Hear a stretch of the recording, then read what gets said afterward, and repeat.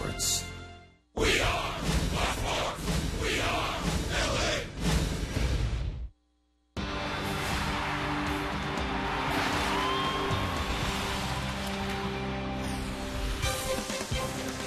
It's time for Dodger Baseball. Live from Dodger Stadium, Prime Ticket presents the Dodgers as they take on the St. Louis Cardinals.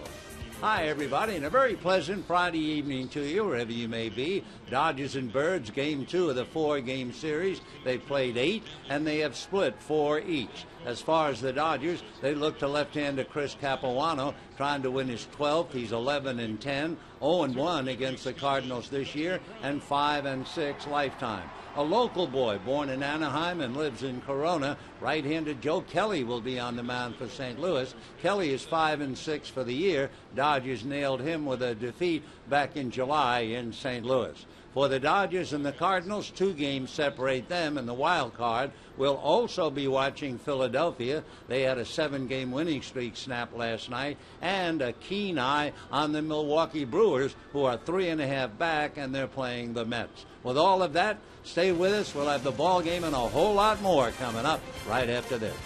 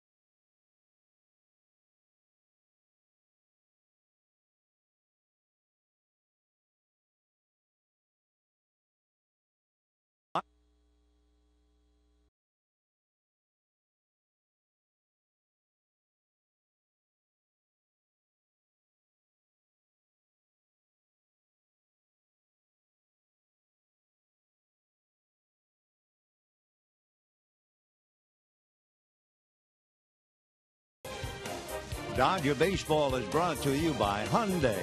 Logic and emotion agree. The Hyundai Sonata is amazing.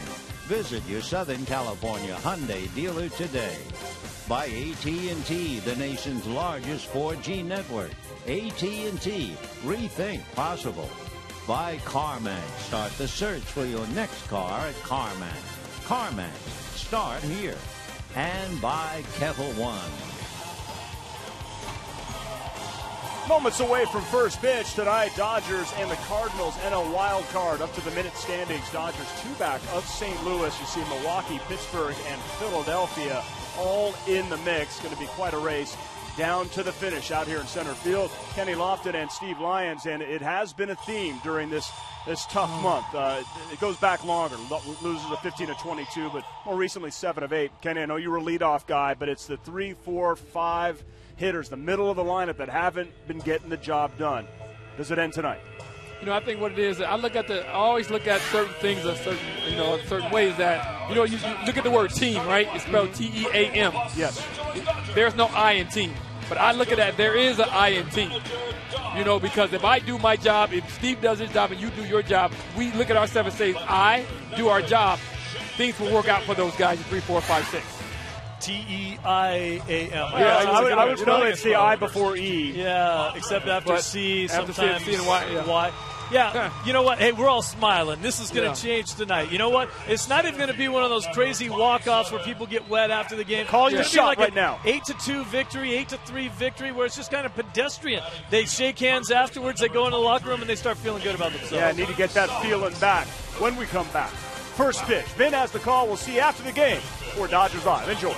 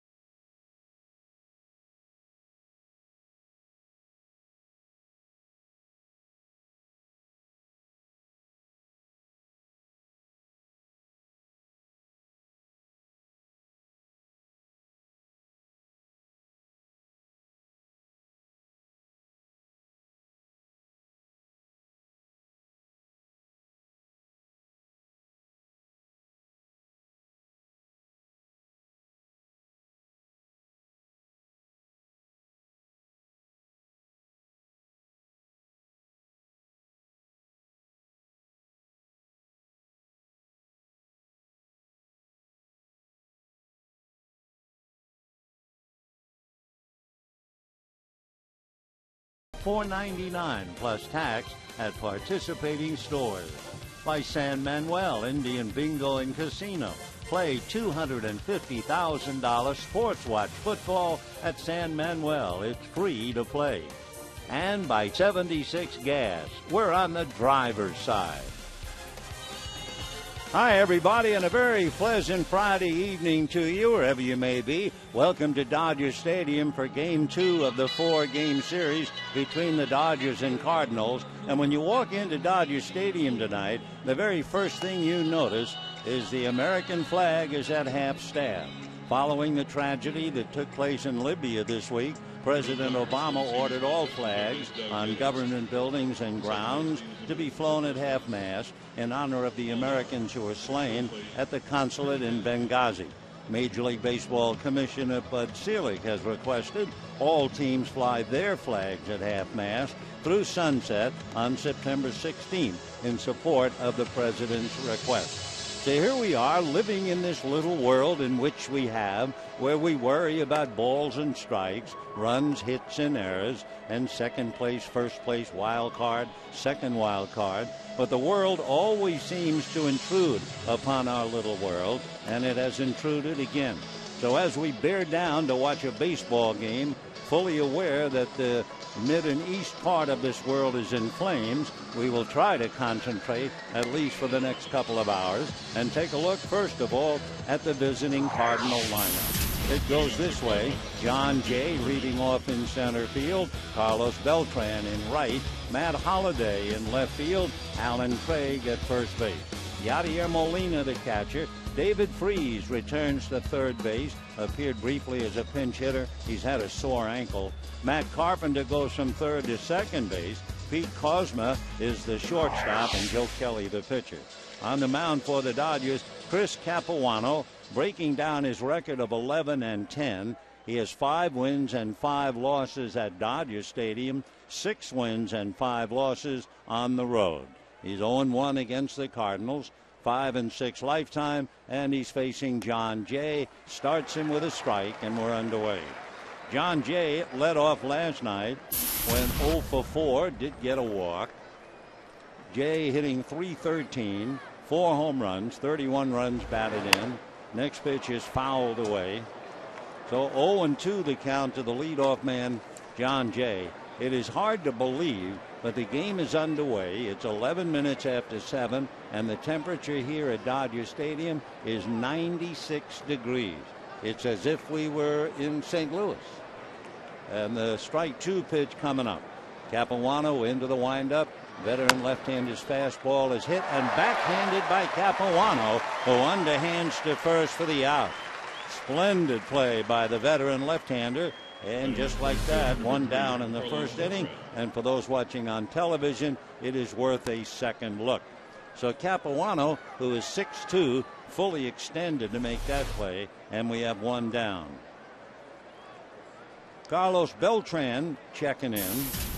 The Cardinals against left-hand starters this year are 27-16. So they've done very, very well against left-hand pitching. Capuano ready. Beltran, a switch hitter, batting right-handed tonight, and takes low, ball 1. Beltran, hitting in the 6th slot last night, had a single, double, and 2 walks. He had a perfect night. The 1-0 pitch on the way, missing, low and away. Carlos facing Chris Capuano, and looking at Beltran in the past, hitting .286, 2 for 7 against Capuano with 4 walks. Chris ready and comes back, and it's swung on, lifted to right field, cruising to his left and picking up a little speed. Andre Ethier makes a catch eventually on the track in right field. So in the heat, that ball really carried. Ethier looking out at Kemp with a big grin on his face. You have to say, boy, did that thing carry. So 2 down, first inning, and the batter is Matt Holliday. Holliday hitting .299, 26 home runs, 94 runs batted in. He's hitting .360 against Capuano with a home run. So handled with care as Matt, with 26 home runs, checks in. Capuano delivers, and it's a change. Holliday way out in front of it, and the count 0-1. Matt last night went 0 for 4 plus an intentional walk. In the 7th inning last night, he hit a ball right on the screws, dead at Matt Kemp, and Matt had to suddenly jump in the air as the ball started to take off. The next pitch is low, 1-1. So Kemp, with his kind of looking over, thinking that was a strike. Yeah, that's what he does. You stand out there in center field looking down at the catcher. You think you can call the pitchers just like the plate umpire. 1-1 to count to Matt Holliday. Here comes Capuano's next pitch, and that's fouled away. And a 1-2 strike count. A.J. Ellis takes a little in the mask, shakes it off. Over in the other dugout, not only Yadier Molina, but also the manager, Mike Matheny, went through plenty of that. In fact, Mike had to call a tremendous career an end because of foul tips, the concussions, and the severe headaches. He was a great catcher. 1-2 the count to Matt Holliday. Here comes Capuano, and it's foul to the screen. Other teams are involved in the wild card. The Phillies had a 7-game winning streak snapped last night. They're leading the Astros 7-4 in the 6th inning tonight.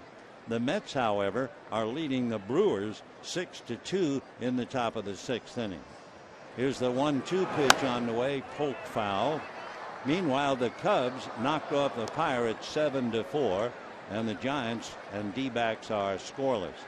You know, one of the things I've learned over the year, although I don't have any stats to prove it, but when you get down to the last month of a season, and if you are involved in a pennant race, or if you are involved in a wild card, which is really the same thing, all of a sudden you notice how tough it is to score.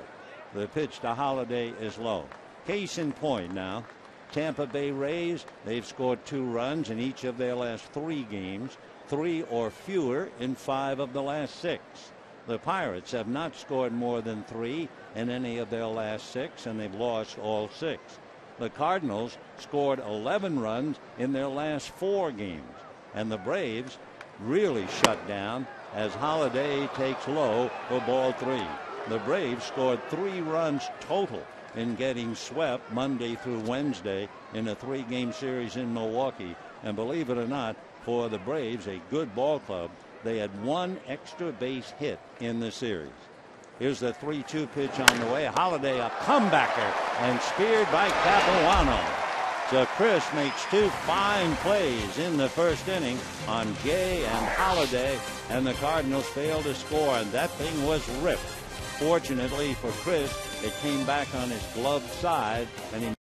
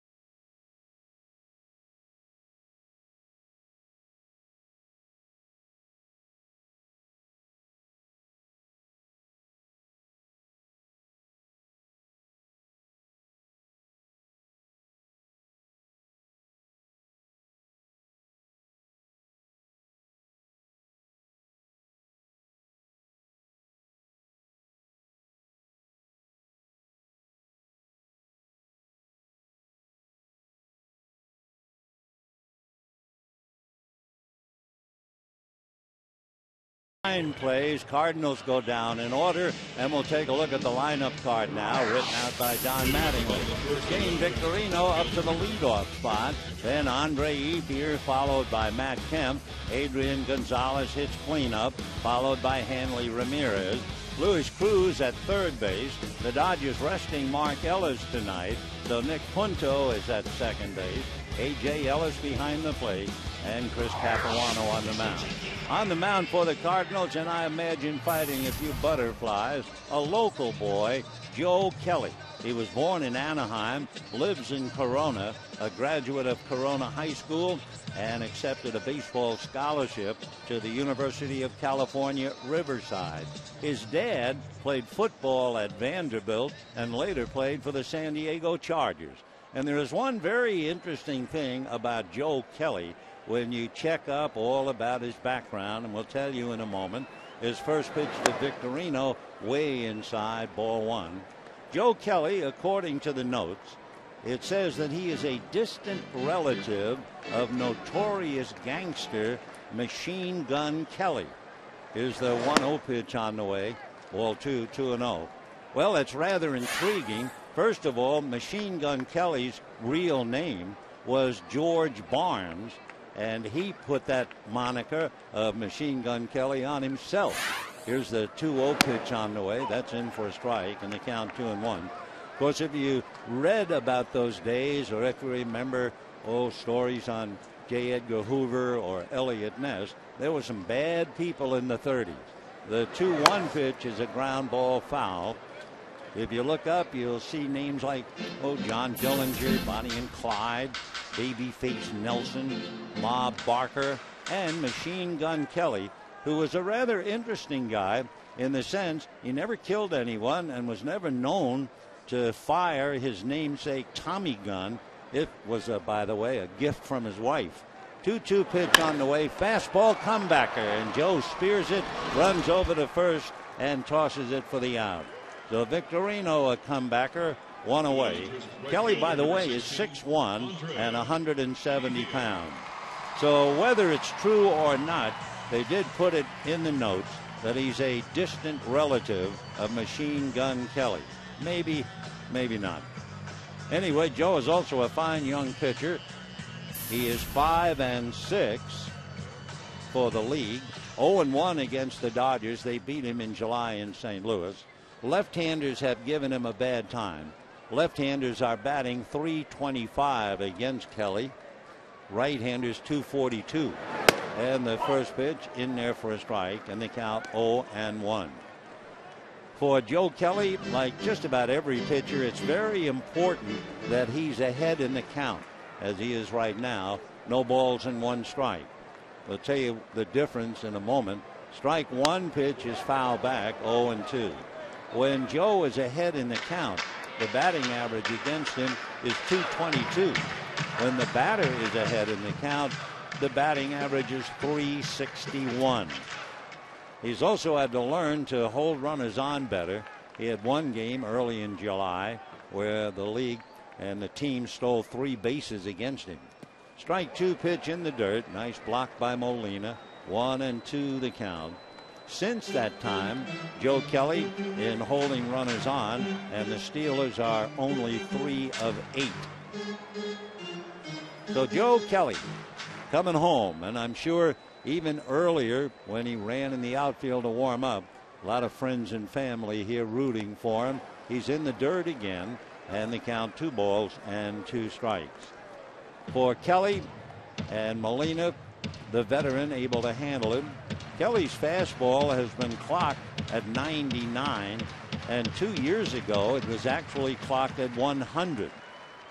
He also has a hard slider, a curveball, and a changeup.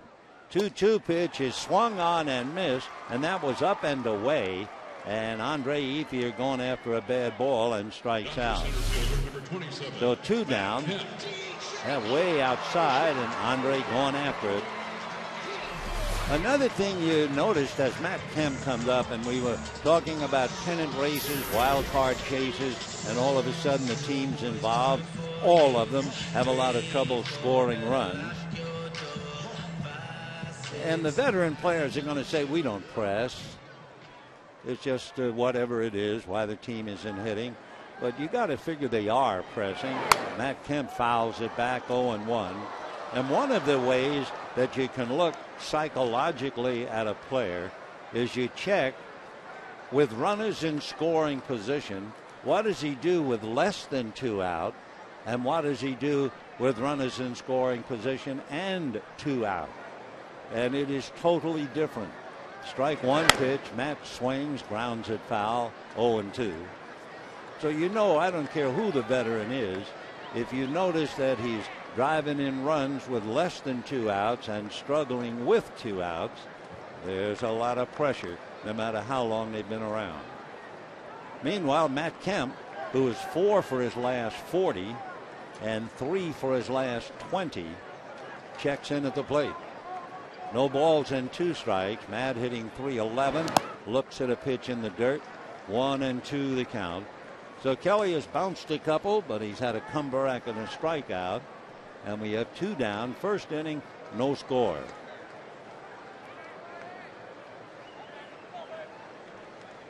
One and 2 the count. Kelly into his windup and comes back with a pitch fouled off to the right, and the count remains 1-2 to Matt Kemp. There is a disquieting note that came up tonight.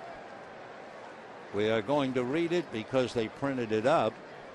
The Dodger pitching tomorrow night, Jaime Garcia, and he'll go up against Joe Blanton. And it's Sunday we want to talk about as Kemp hits a drive to right Going back to his left and deep is Beltran to make it look easy. Clayton Kershaw may or may not pitch. May or may not on Sunday against Adam Wainwright. We'll tell you more about it, but at the end of an inning, no score.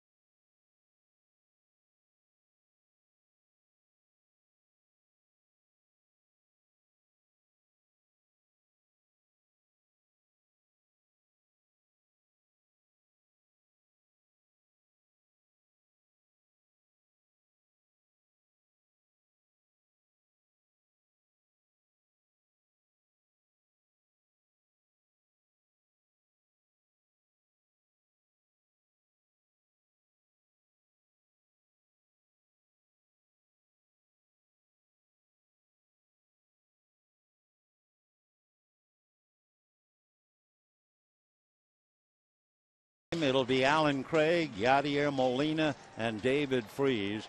We told you a moment ago about Clayton Kershaw may be questionable. In fact, let's put it the other way. He is questionable now as to whether he'll pitch on Sunday. Craig takes low, ball one.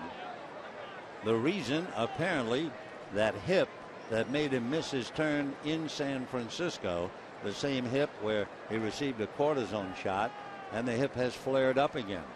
The 1-0 pitch is low, ball 2, 2-0. He threw a bullpen session yesterday and then alerted the club today that he felt pain. So all we know is he is questionable for Sunday. Adam Wainwright definitely going to pitch for St. Louis.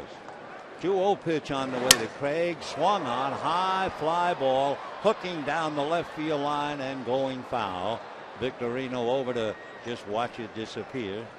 Alan Craig cracked his bat, in fact broke it, so he'll have to get another. It was Craig who had the ground ball single to right field in the 7th inning last night that drove in the run that broke the 1-1 tie and gave the Cardinals the 2-1 victory. Allen hitting .306 with 20 home runs, 77 runs batted in. The Dodgers and the Cardinals have been playing each other since 1900. They played over 2,000 games against each other. 2-1 pitches taken inside. And the Dodgers have managed to win one more than the Cardinals have beaten them. Can you imagine that rivalry? Since 1900, there's a difference of 1. 3-1 the count to Alan Craig. Capuano into the windup. Left-hander comes back with a fastball hit in the air to center, slightly right center, and Kemp over to make the catch. So 1 away in the 2nd inning, and the batter will be Yadier Molina.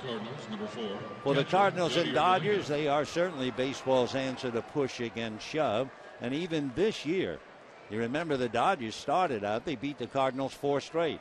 And now the Cardinals have turned around and beaten the Dodgers 4 straight. So John Jay and company and Matt Kemp and his club all even as we start the 2nd inning tonight. Change, and that's in for a strike to Yadier Molina. Molina hitting .319. He had 3 hits last night and made as good a throw as you will ever see a catcher make when he threw out D. Gordon in the 7th inning last night. It was remarkable to understate its elegance. He squirts one foul off to the right, and the count 0-2.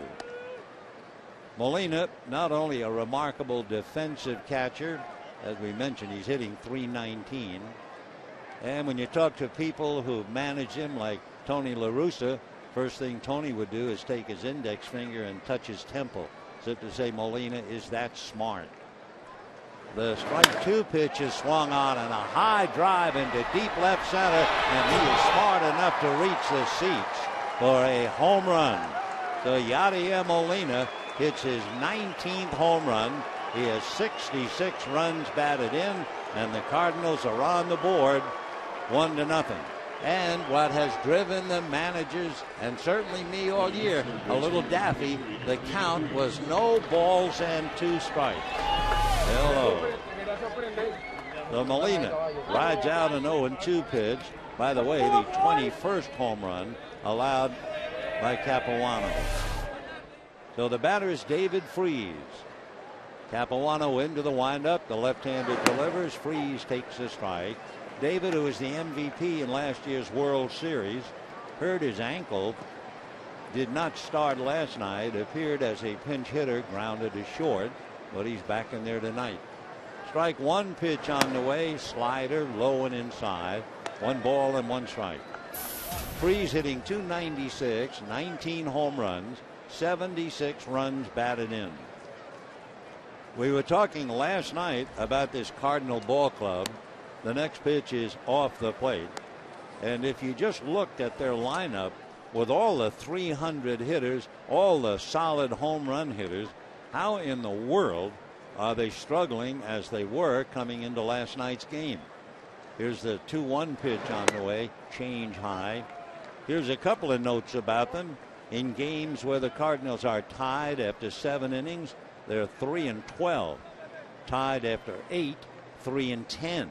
1-run games on the road, they were 6-16 until last night.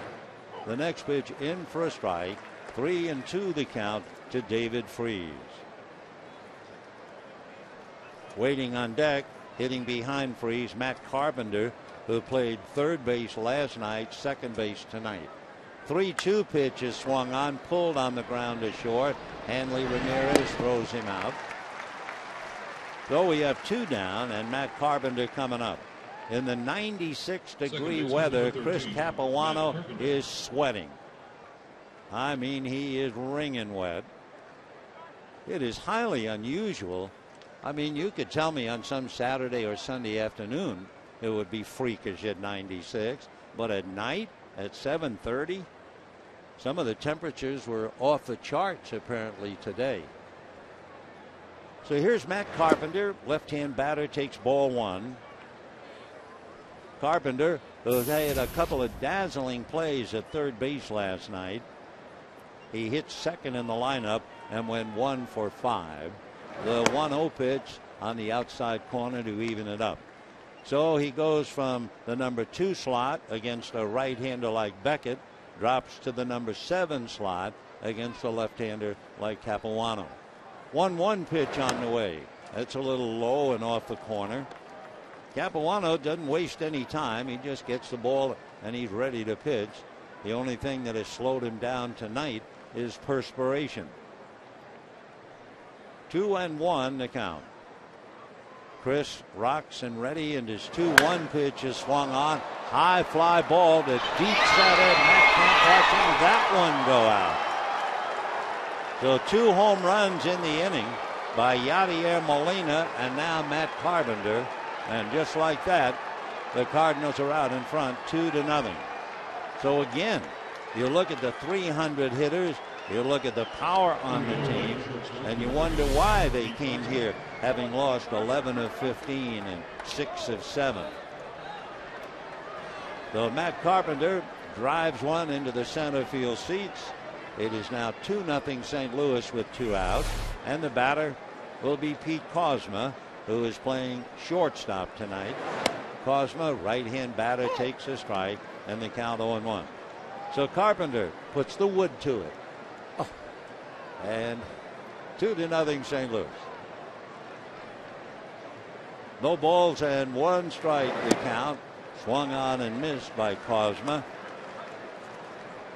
Pete hitting .353. There you go again. Another fellow with a big average. He's from Owasso, Oklahoma. He was a first-round pick 5 years ago. Takes it outside. 1-2 the count. 6-footer, 175 pounds, 24 years old. Committed to Wichita State and eventually drafted by the Cardinals. The 1-2 pitch is low. 2-2 the count.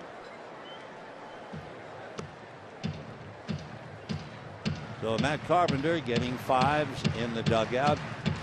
It is 2-0 in favor of the Cardinals. Capuano burned on the home runs by Molina and Carpenter. Now the 2-2 pitch on the way. Capuano delivers, change, swung on and missed. Down goes Kozma, but not before the Cardinals get 2, as they hit 2 out of sight. And at the end of an inning and a half, Cardinals 2, Dodgers nothing.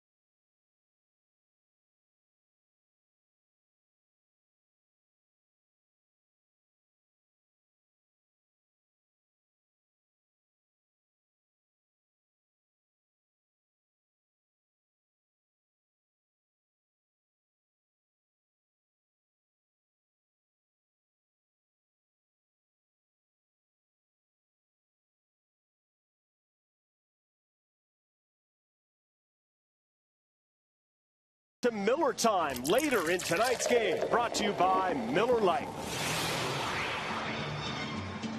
Bottom of the second inning, and 2 big birds have been heard from. Both Matt Carpenter and Yadier Molina, each hitting a home run to left and to deep left center. So it's 2-0 St. Louis. And we go to the bottom of the second inning.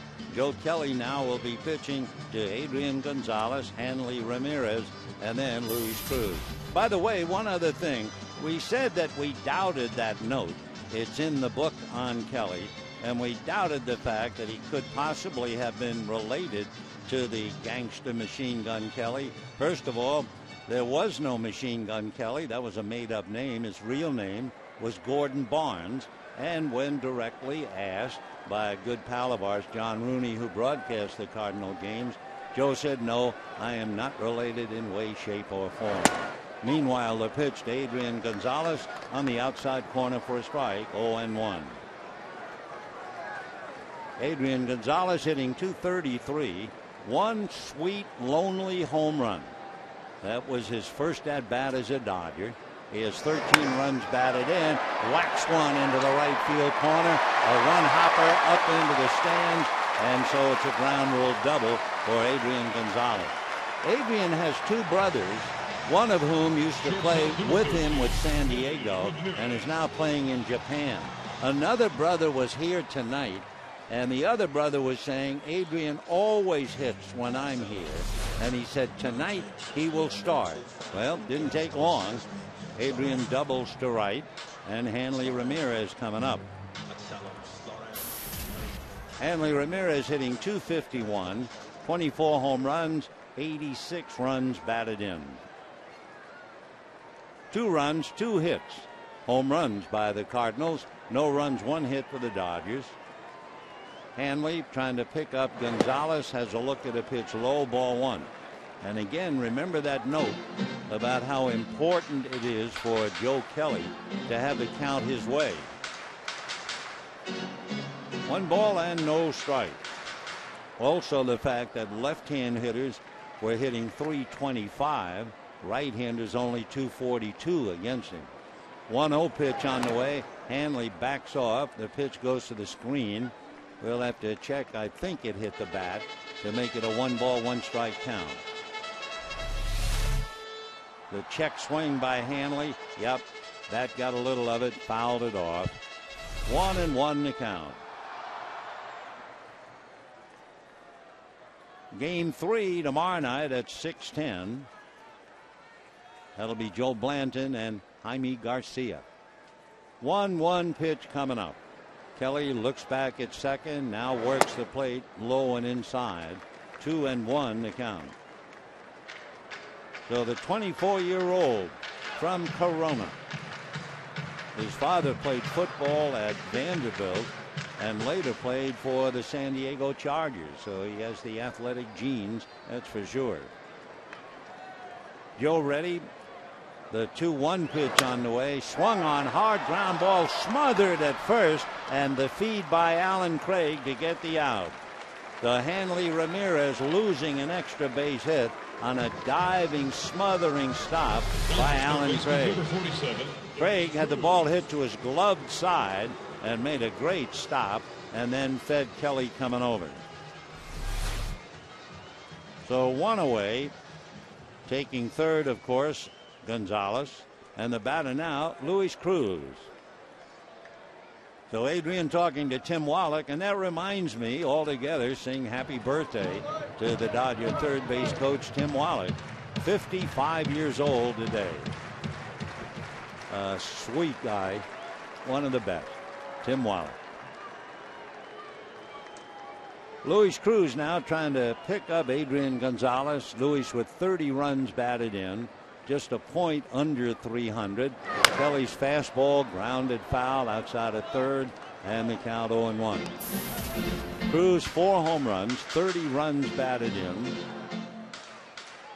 In the last few weeks, where the Dodgers have been up and down and in and out, it seems like Cruz was one fella who pretty much stayed about the same.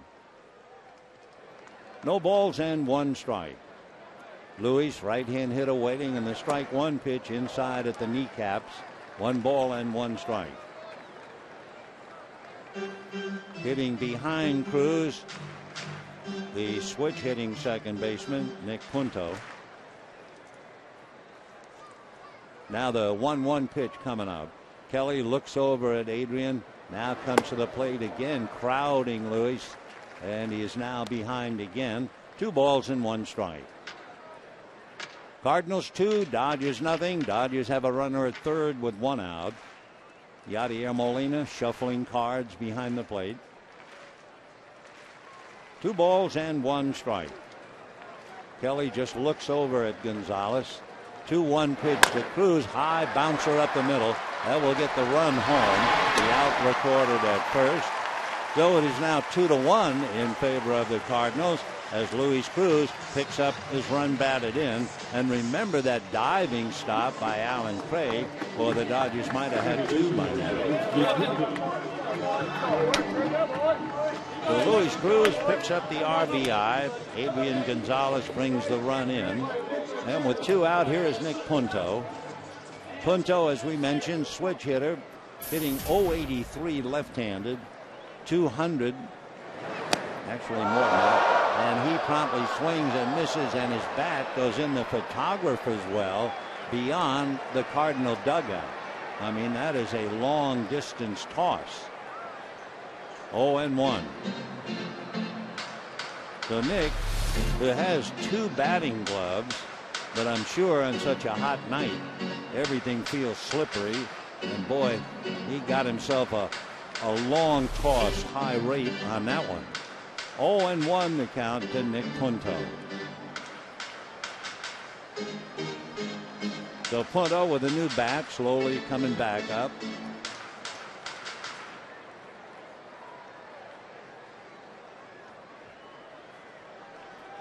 No balls and 1 strike. Joe Kelly delivers a ground ball hard, knocked down by David Freese, throws for first in time despite a head-first dive by Nick Punto. So for Joe Kelly, very, very fortunate. They only gave up 1 run. The double to Gonzalez, he was saved on 2 huge plays. The Ramirez ball by Craig and the Punto ball by Freese, and it's 2-1 St. Louis.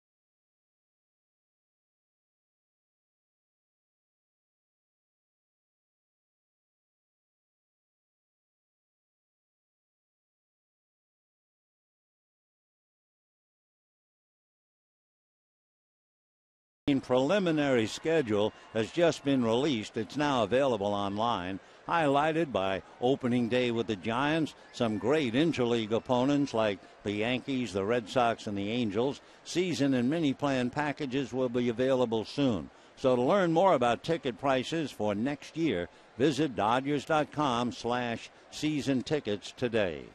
Joe Kelly shows bunt, takes it for a strike, and the count 0-1. Joe pretty fortunate thanks to a couple of good gloves. You notice if you're watching on television, he does not wear his glasses when he's at bat. He does wear glasses when he pitches. He takes off the plate. 1 ball and 1 strike. Young Joe fortunate because Gonzalez ripped a double. Ramirez ripped one. Great play by Craig. Eventually the ground ball got him home. And then Punto was robbed by David Freese. Kelly, meanwhile, taps one to Punto, who throws him out. And we have 1 down in the 3rd inning. Center fielder, John Jay. The batter will be John Jay. John Jay, a high chopper back to the mound. And Capuano went up in the air to spear it and throw him out. John Jay out of Miami, Florida. 2nd team preseason All-American. He was on Team USA in the summer of 2005 and signed in 2006 out of the University of Miami. He takes high, ball 1. He used to have a really busy setup, both hands and bat, so much so that in college and his early minor league days, they talked about his helicopter hands. He swings and pulls one foul down the right field line. 1 ball and 1 strike. John Jay, 27 years old, 5'11", 200. Good feel for the game. Runs very well. Has stolen as high as 20 bases in the minors. 4 home runs, 31 runs batted in. And he has stolen 17 out of 21 this year. 1-1 pitch on the way. Foul the other way outside of third. And the count 1-2. Despite the movement and that foul ball almost got Juan Uribe. 1-2 the count. Despite all the movement, they say that John has excellent bat control. Well, he's hitting .312, so he must have. Here's the 1-2 pitch on the way, swung on and speared by Capuano on a bounce, who fires to first for the out.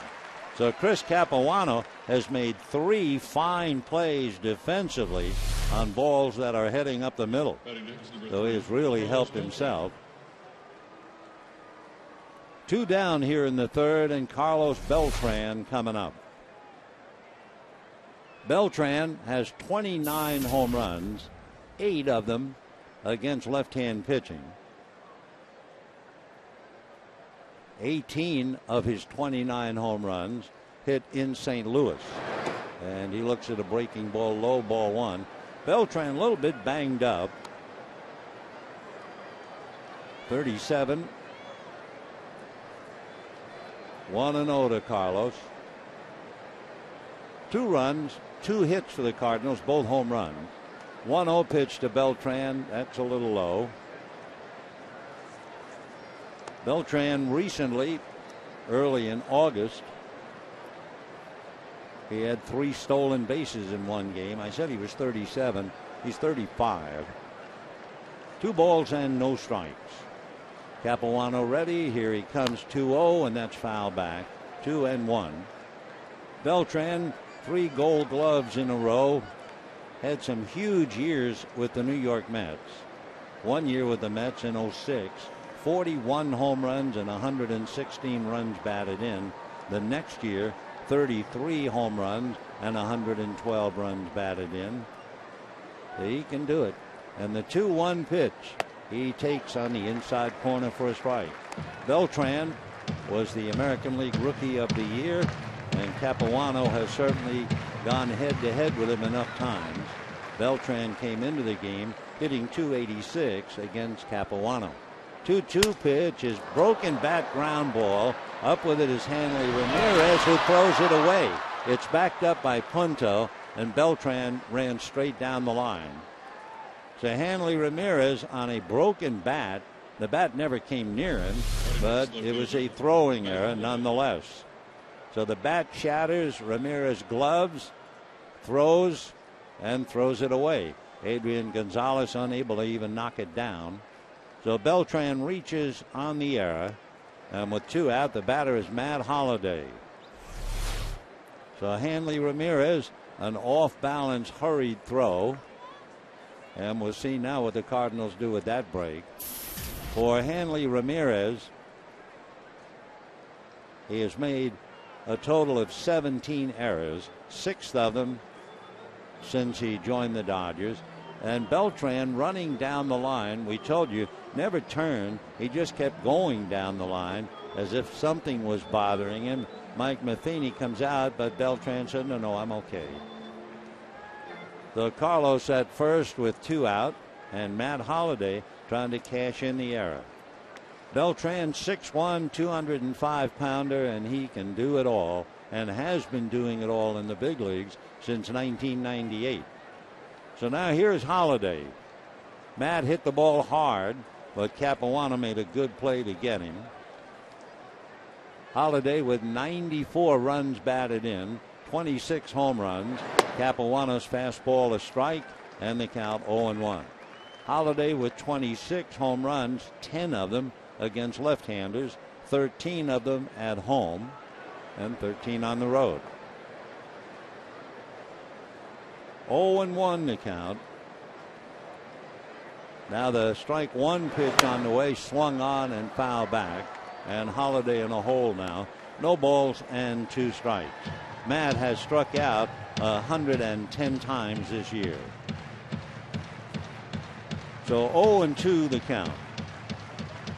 If it were the other way around, if it was 2-0, Holiday is in the top 4 in swinging on a 2-0 pitch. Matheny gives him the green light a lot. Now it's 0-2. Capuano goes to first, and Beltran steps back on the bag. Carlos Beltran has stolen 13 out of 18. And as we told you, stole 3 bases in one game, beginning of August.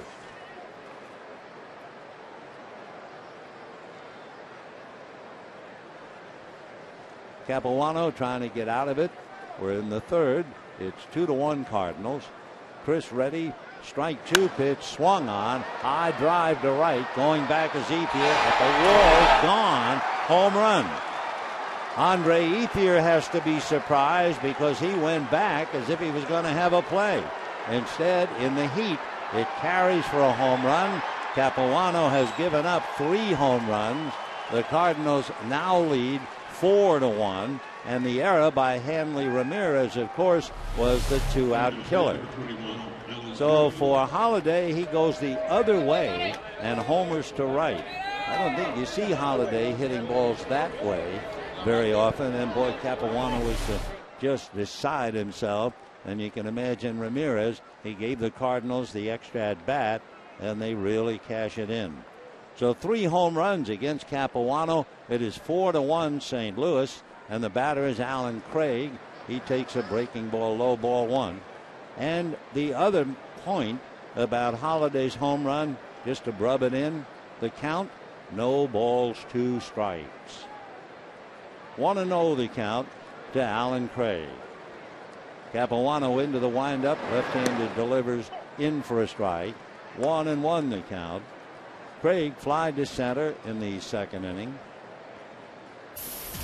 4 runs on 3 hits, 3 swings of the bat. Home runs by Molina and Carpenter and Holiday, plus the big error by Hanley Ramirez.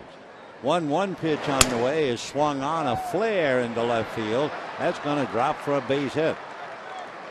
So Alan Craig, little fly ball single to left. Catcher, number 4, And Yadier Molina will be coming up. So the Dodgers, and you all know how they have been struggling. Now they're going to have to score at least 5 tonight in order to have a shot at winning. Though Adrian Gonzalez doubled and scored the Dodger run, but the Dodgers unable to go head-to-head with the Cardinal power. With the 3 home runs that the Cardinals have hit tonight, they've hit a total of 146, and the Dodgers 95. So that's a heavyweight battling a light heavy. So Matt Holliday hits a 2-run home run to join Molina and Carpenter. 4-1 St. Louis. And here's Molina hitting .321, 19 home runs, 66 runs batted in. Capuano out of a set, ready and delivers, and the first pitch is low, ball 1. So Molina last night had 3 singles, and now tonight he homers in his first at bat. In and around baseball circles, certainly they would rate Yadier Molina as good a catcher as there is. Right hand batter waiting, the 1-0 pitch, high and away, ball 2. Molina's high in home runs had been 14. He now has 19 with a lot of at bats left to go. 2-0 the count to Yadier Molina. The next pitch of the right hand hitter foul back, and the count 2-1. Year in and year out, Molina has a marvelous record of throwing out runners. In fact, anytime somebody succeeds in stealing a base on him, you immediately figure they stole it on the pitcher. 2-1 the count. B. Gordon, who was shot down by Molina, peering over the railing, taken in the game.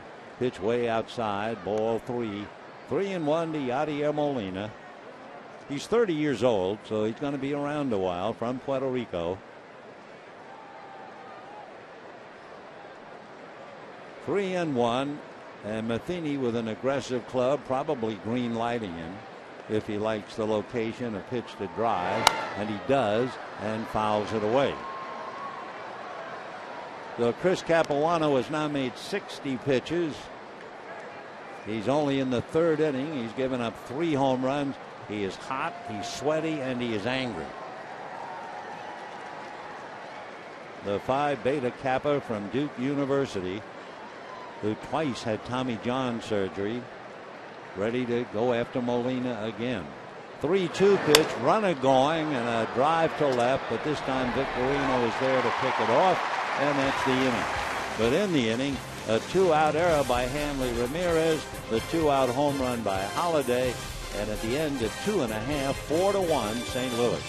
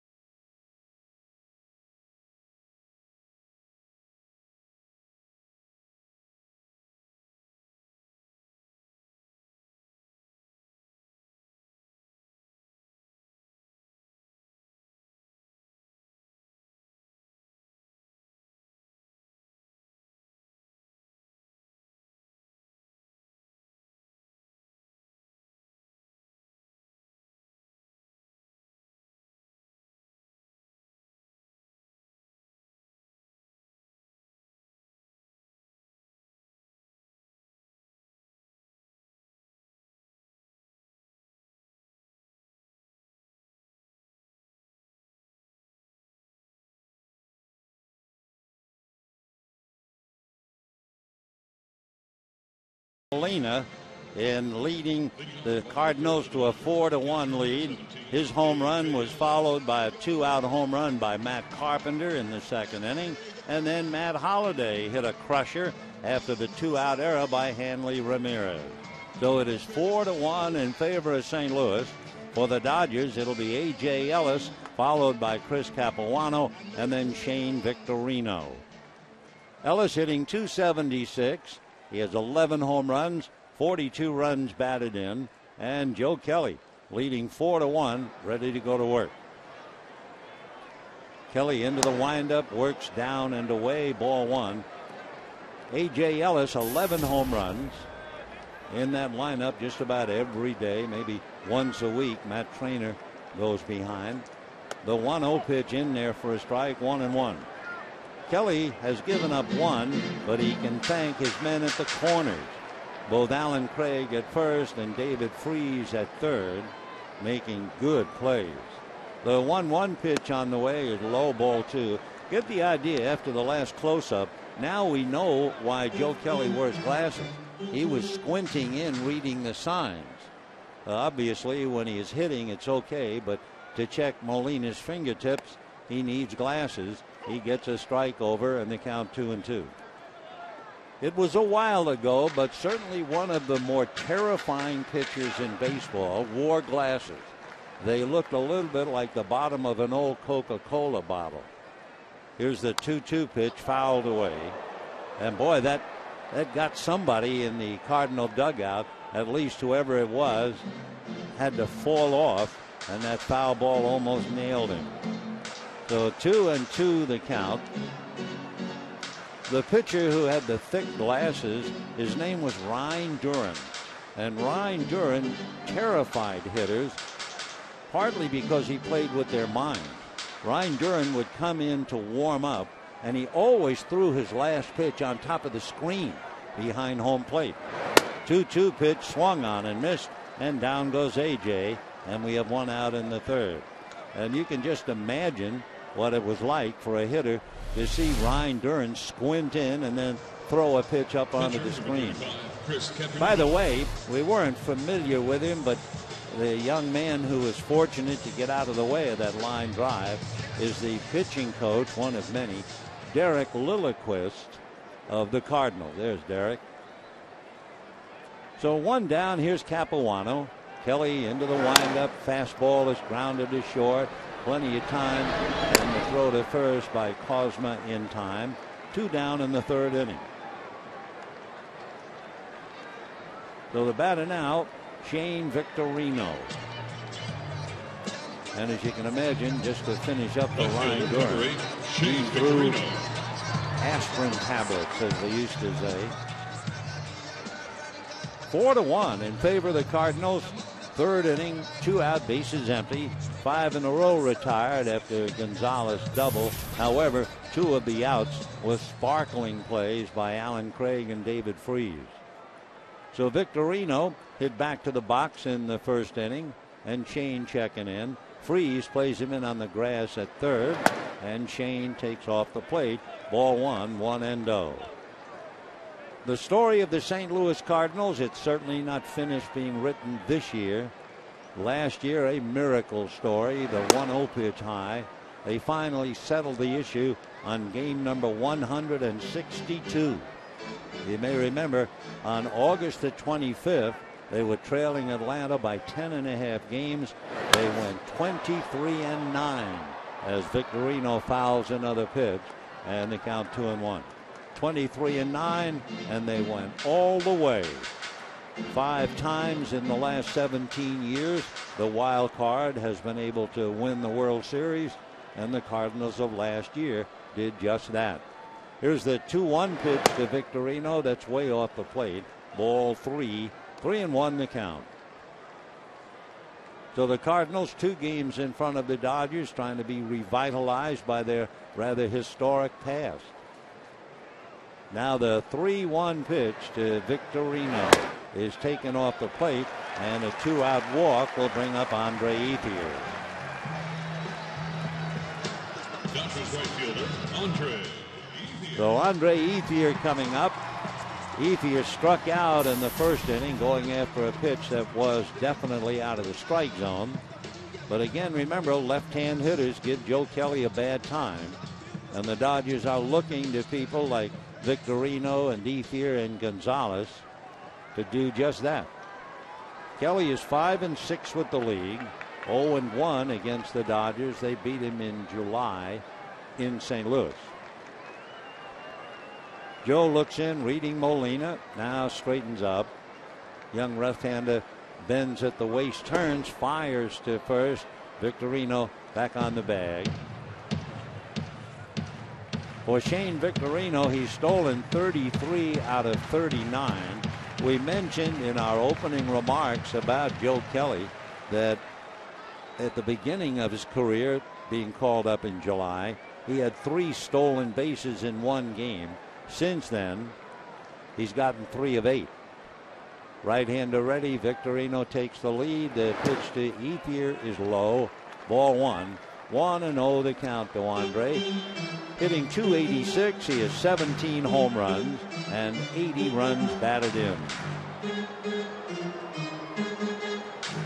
4 runs, 4 hits for the Cardinals. 3 of the 4 hits home runs. Molina, Carpenter, and Holiday with a man aboard. Victorino a pretty good lead. Kelly set, looks over his left shoulder, comes to the hitter off the plate, and he's behind now, 2 balls and no strikes. So a couple of things come into mind. Remember, we told you left-handers hit him well. Number 2, he has a lot of trouble pitching in a hitter's count, and right now it's 2 balls and no strikes. Kelly reading Molina. Another look over at Victorino, and the pitch very high. So 3-0 the count, and Matt Kemp waiting on deck. And Molina decides he'd best go out and talk to his young pitcher and try to settle him down. Mike Matheny, how many times in his great career did Mike go out to counsel a pitcher? and now it's Molina's job. We mentioned it last night, talking about Molina's prowess, how good a catcher Matheny was. He holds major league records for consecutive errorless games, consecutive errorless chances. He also won 4 Gold Gloves. So Matheny watching Molina, and now the 3-0 pitch is swung on, and a high fly ball to right field. It is away out and gone. And the Dodgers cut the Cardinal lead to 4-3.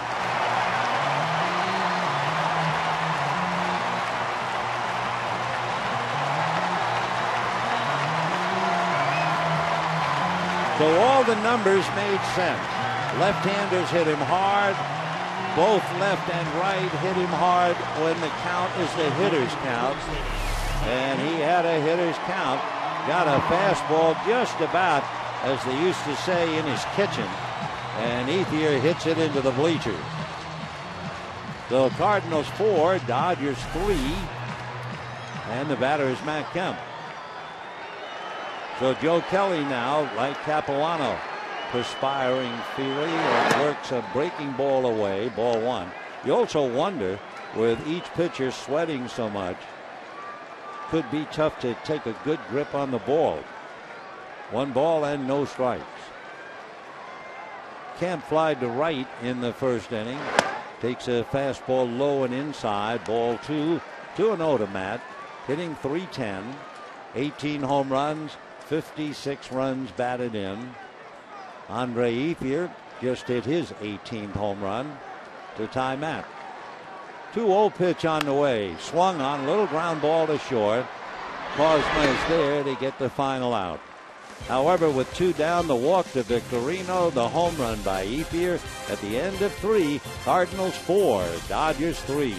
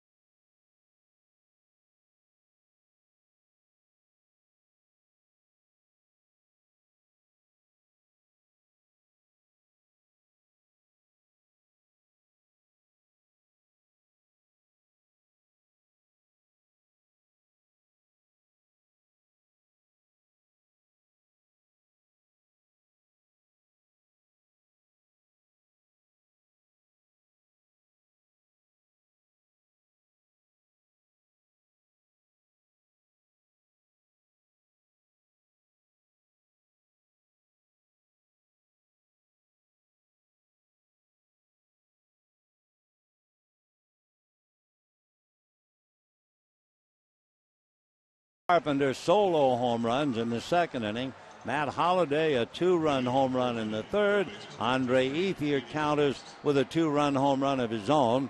So it is 4-3 St. Louis, and we go to the 4th inning. Ethier and Kemp now each with 18 home runs. Freese, Carpenter, and Cosma will be coming up in the 4th inning against Capuano.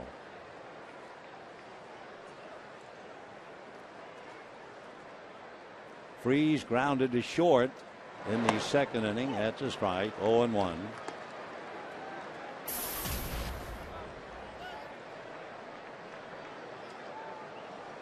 David Freese hitting .330 against left-hand pitching, which brings up a rather interesting point about this game tonight. High and away. 4 of the league's most dangerous hitters against left-hand pitchers are here. In fact, all 4 are in the National League top 10 against left-handers. 3 of the 4 are with the Cardinals. That's a strike. Yadier Molina's hitting .363 against left-handers. David Freese .330 and Matt Holliday .323. For the Dodgers, it would be Matt Kemp hitting .390. Change, he reaches for it and taps out to second. So Freese couldn't resist hitting that changeup. 1 away, and the batter is Carpenter, who homered in the second inning. Second baseman, Matt Carpenter. The top 2 hitters in the National League against left-hand pitching. Buster Posey of the Giants is hitting .416. Andrew McCutchen, who has disappeared a bit along with his Pirates. Andrew hitting .413.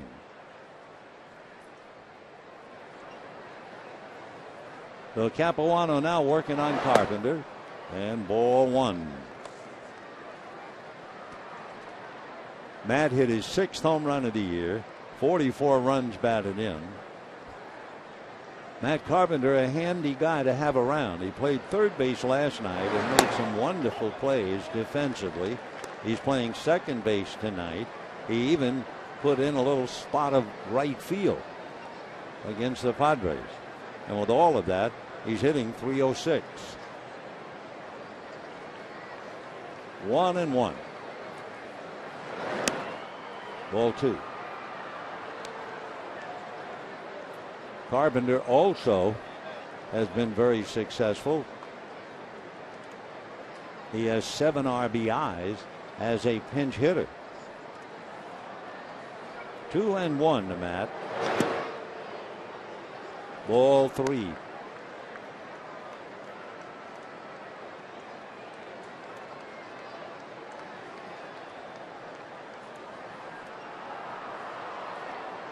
Chris Capuano, down 4-1, is now back close 4-3, and with 1 out, working the 4th inning.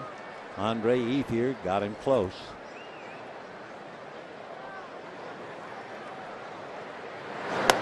That's a strike. 3-2 the count. Capuano now has made 70 pitches, 9 so far here in the 4th inning.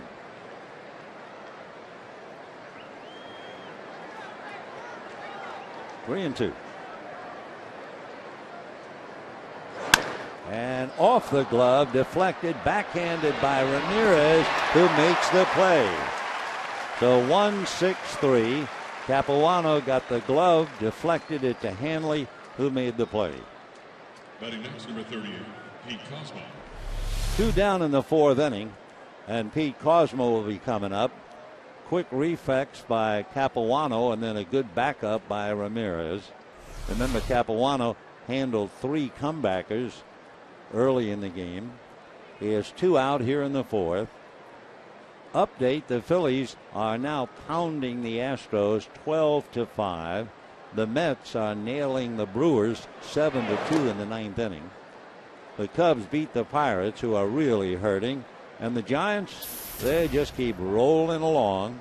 They're leading the D-backs 5-0 in the 5th inning. Dodgers began the wild card hunt 2 games behind St. Louis. 1-1. Pittsburgh 3 games behind, or 1 behind the Dodgers. Milwaukee began 3.5 back, and Philadelphia 4. 1 ball and 1 strike. Fastball, little flare, shallow right field. It's going to fall. So Cosma gets a base hit, and the batter will be Joe Kelly. Say, be sure to bring the kids to Dodger Stadium Sunday. Dodgers and Cardinals at 1:10. After the game, all kids 14 and under invited down to the field to run the bases. For more information, go to Dodgers.com/promotion. The field is yours, young fellas, right after the game. Joe Kelly checking in. Sean Tollison begins to loosen up in the Dodger bullpen. Nice story coming into the papers tomorrow, and we've heard about it tonight. Has to do with Brandon McCarthy. Remember the pitcher for Oakland, hit in the side of the head, the line drive off the bat of Eric Ibar. Last week he underwent emergency brain surgery. Well, he came to the clubhouse in Oakland tonight. Didn't stay long. After all, his activity level has to be monitored. But what a thrill for him to show up. McCarthy, a favorite of the Oakland players anyway. Foul ball, 0-1. McCarthy was born here in Glendale. We were very happy to have our picture taken with him and Tommy Malone when we were up in Oakland. Two wonderful guys. Anyway, just the thought that McCarthy could even get to the clubhouse tonight, that's a great story. 1-1 the count. McCarthy has a great sense of humor, and Johnny Gomes presented him with a gift. He had everybody sign a batting helmet on which was written, "Heads up." And I'm sure Mac laughed his head off. 1 ball and 1 strike to count. That's fouled off, 1-2.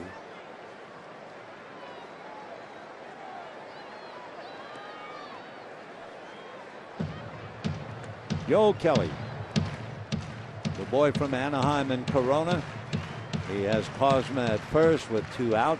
Cardinals lead 4-3, and the Dodgers watching Capuano in the heat after 77 pitches, now 78, and that'll end the inning. Threw a changeup to Kelly, and Joe way out in front of it. No runs, a hit, a man left at the end of 3.5. 4-3 St. Louis.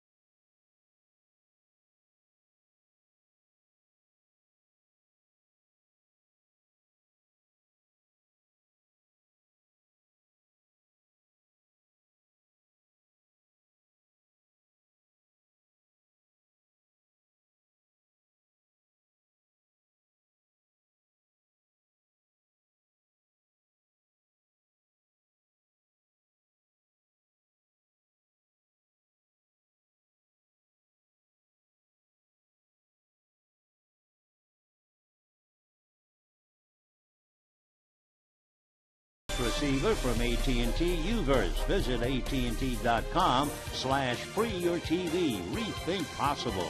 By El Pollo Loco, crazy you can taste. And by Time Warner Cable. Cardinals leading 4-3. Bottom of the 4th inning. Dodgers will send up Adrian Gonzalez, Hanley Ramirez, and then Luis Cruz. Unusually hot night. So unusual. The pitch count really means something. For Joe Kelly and the Cardinals, they play in 90-degree heat a lot. For the Dodgers to play a game that was 96 at the start of a night game was a bit of a shock. So we have a lot of fans here in more ways than one. Strike to Adrian, hitting .243. A home run, 13 runs batted in. Double, scored a run in the 2nd inning.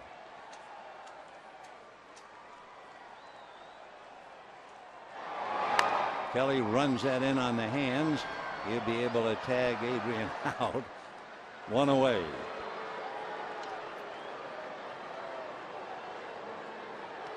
So that'll bring up Hanley Ramirez. Dodger shortstop number 13, Hanley. Ramirez robbed of an extra base hit. He hit a shot down the first base line heading for right field. Alan Craig, since the ball was hit to his gloved side, was just able to smother it and then flip it to Kelly covering. That was a big play by Allen.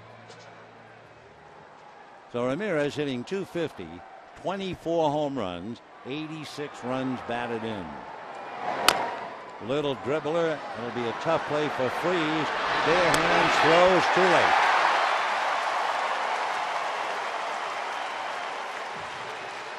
So David Freese does everything, but he can't get Ramirez. He gets an infield single. Bare hand, off balance throw, and Ramirez just quick enough to make a base hit out of it. And the batter now will be Luis Cruz. So the Cardinals 4 runs, 5 hits. The Dodgers have had a double, a home run, and now a single for their 3 hits. And here's Cruz. He grounded to Carpenter, the second baseman, in the second inning. Picked up the run batted in to score Gonzalez back in the second inning. Little roller to third, waiting for the hop is Freese. They get one, but then, yes, they got 2. So Cruz hits into the 5-4-3 double play. Kelly is out of the jam, and the Dodgers wind up going 1-2-3, and the Cardinals lead 4-3.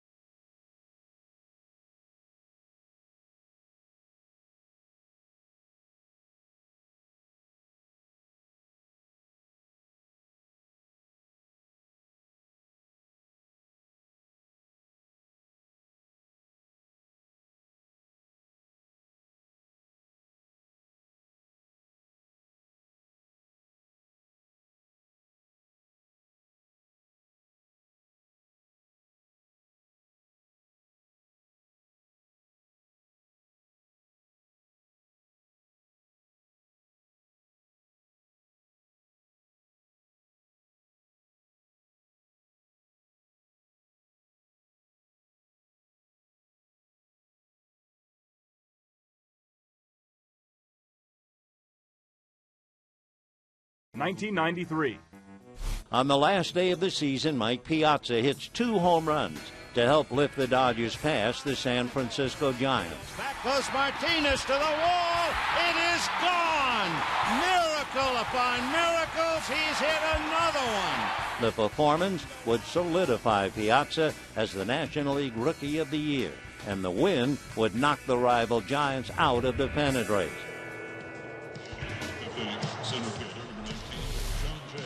We move on with the Cardinals leading the Dodgers 4-3. Capuano now will be facing the top of the lineup. That means John Jay, Carlos Beltran, and Matt Holliday.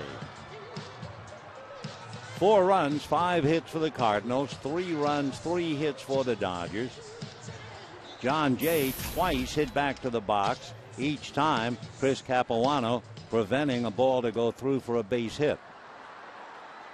So Jay, a very good hitter, batting .311, runs well, and if he gets on base, he puts a lot of pressure on. He has stolen 17 out of 21. Cruz about even with the bag at third, and a strike. Earlier, the Dodgers had Sean Tolleson throwing in the pen. Now they get Matt Guerrier up. 0-1 the count. The Dodger hopes have been dashed. Every man on the club was hoping that Ted Lilly would be able to come back. But Don Mattingly said before the game, nope, no way. Little roller. Pinto was there. To quote Mattingly, He said Ted Lilly will be shut down for the season and will have shoulder surgery. We held it off because we were trying to see if Teddy could come back and help us in the bullpen, but he cannot and will not for this year. One away, and now Carlos Beltran flied to right, reached on the error, and that extended the inning, and Holiday hit a 2-run home run in the third. Fastball whacked to the gap in left center with nobody there. That'll go to the wall. Beltran cruising on his way into second, and so Carlos pulls up with his 25th double. Coming to the plate, number 7. Carlos Beltran, remember, back in the third inning, had an automatic and important at bat. It was what looked like a routine bound ball, and then the hurry throw was wild. That extended the inning, and that allowed Matt Holliday to hit a 2-run home run to right field. So the same Holliday is coming up now after Beltran doubles with 1 out.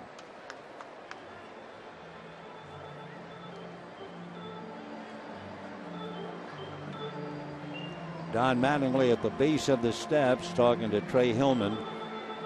And let's see, from the looks of things, they will hook Capuano after 82 pitches with Holiday, who hit a hard comebacker in the first inning and homered in the third. And they're not going to gamble with Capuano, and Chris will have to come out. Coming into the ball game figures to be Matt Guerrier, and we'll be back.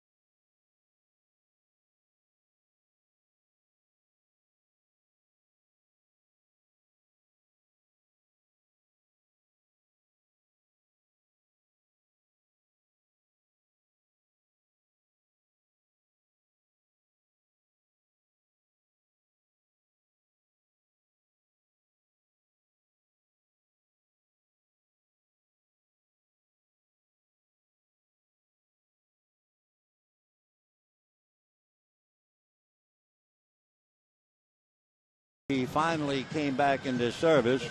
The last time he had pitched was April the 18th, and then he went on the DL. So it's been a long time, from April the 18th until August 30th when he was reinstated. So Guerrier facing Matt Holliday. Beltran at second, 1 out, 4-3 Cardinals, 5th inning. Broken bat, another one. Ground ball for an out. Over to third goes Beltran. Boy, this is the year of the broken bat. Batting next, number 21, first baseman Alan Craig. So with a runner at third and 2 down, watch that bat come apart. Holliday whips it through, and there it goes. He's got a swizzle stick. Meanwhile, Capuano, deep in thought, gave it his best shot. All said and done, the era takes 2 earned runs and takes 2 unearned runs to get him out of there. Craig fly to center, single to left. Hero last night with a ground ball single to right field.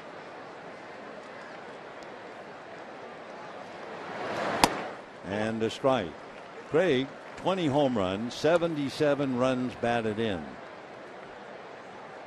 Craig 1-for-1 in the past against Matt Guerrier.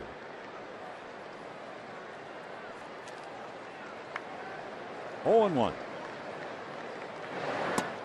Big breaking ball for a strike. 0-2. Matt Guerrier out of Cleveland, lives in Shaker Heights. Matt admitted last year he just tried too hard after spending about 7 years with the Minnesota Twins. 0-2.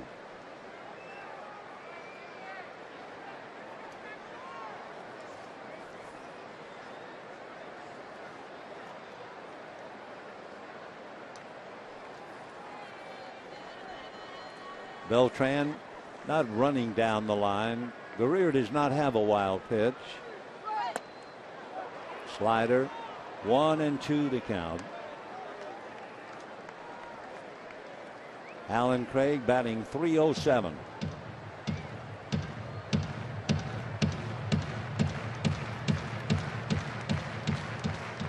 Adrian Gonzalez really plays him off the line. Remember, the base hit went to right field last night. This time it's a ground ball to short. Hanley is up with it to make the play, and the Cardinals leave Beltran at third. The big at-bat was Holiday grounding out. Capuano calls it a night. It's 4-3 St. Louis.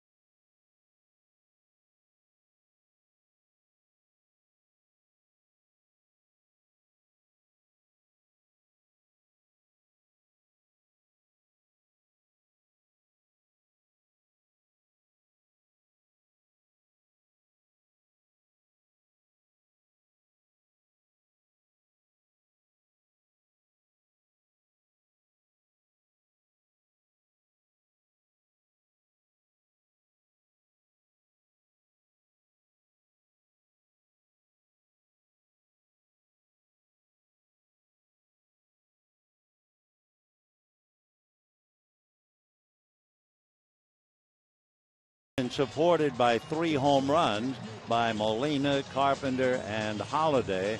Capuano was supported by a double by Adrian Gonzalez and the 2-run home run by Adrian Ethier. However, Capuano making a lot of pitches. The heat, I'm sure, affected him as well.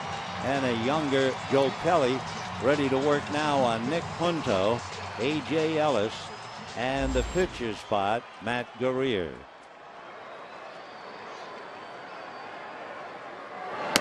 That's a strike. Punto hit a ground ball to third, knocked down by Freese, who threw him out. Nick going head first into first base, trying to beat the throw. Just did hold up on that. 1 ball and 1 strike. 4-3 in favor of the Cardinals. Sean Tollison is up again in the Dodger bullpen, so they might make a move on Guerrier. 1-1. That's a strike. 1-2 to Nick. Punto is 5'9", about 190. He'll be 35 in November. born in San Diego and makes his home in Mission Viejo. Originally drafted by the Phillies. Had a big career with the Twins. Still 1-2.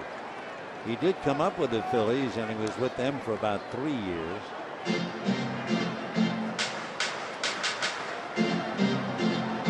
Then he spent about 7 years with the Twins. Came to the Cardinals, went to the Red Sox, and now with the Dodgers. Nick Punto, 1-2. Little roller, here comes Freeze, another tough play. Bare-hand throw, and safe this time. So Punto is 1 for 2 on the same play. The slow roller to David Freeze. Almost the exact same play. The same dive by Punto, only a different call. He's safe, and the Dodgers have the tying run aboard. So Punto aboard, A.J. Ellis coming up. Dodgers now with 4 hits. And we'll see about a pinch hitter or Guerrier, one of the two.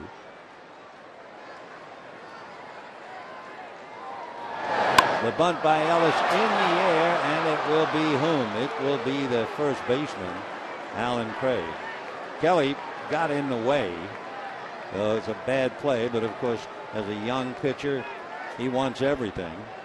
And luckily, Craig is a bit taller and makes the play. Bobby Abreu comes out of the Dodger dugout, so he will bat for Guerrier. A.J. Ellis, frustrated, back in the dugout, popping the bunt up. Number 12, Bobby Abreu. So Guerrier came in and made 5 pitches, and now Bobby Abreu will bat for him. Bobby has a pinch hitter, and that's his role now. He has a half a dozen hits and 2 runs batted in. His figures all year, 243, 2 home runs, 17 runs batted in.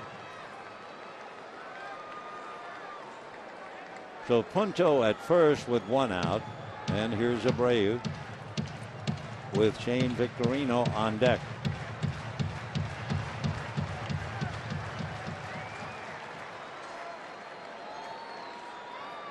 Abreu appeared as a pinch hitter last night and grounded to second base.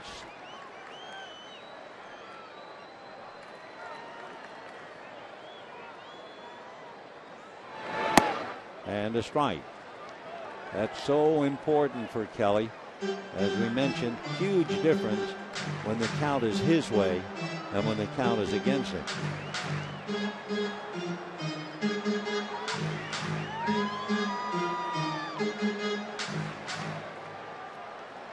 Punto held on by Craig over there at first.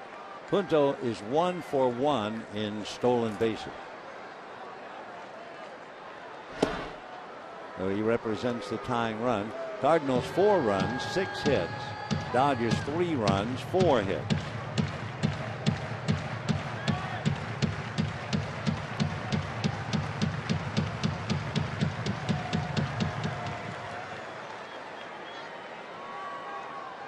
Oh and 1.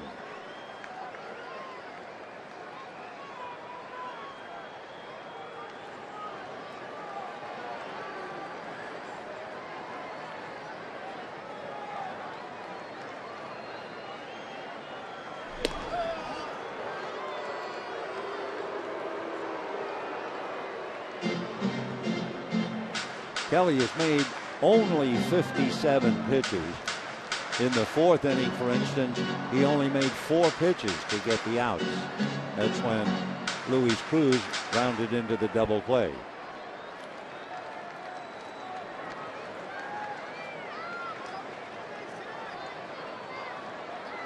Oh and 1.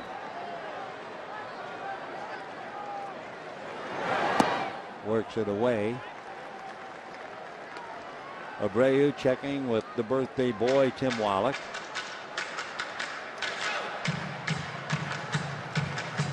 Somewhere in there is a message. 1 and 1.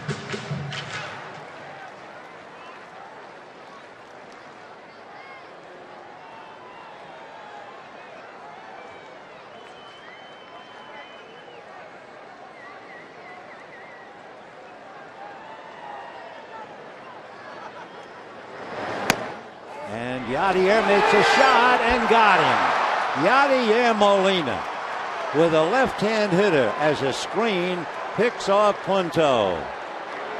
He is really an amazing catcher. So Molina just took a shot, and Punto was hung out to dry, if you can hang anything out to dry tonight. Look at that. And with the tag coming and the hands, it was close because Punto thinks his left hand touched the bag before the tag. The first base umpire, Paul Noet, was there from his position, and for Molina, he nails another runner. And that's a possible tying run. 3-1 to count.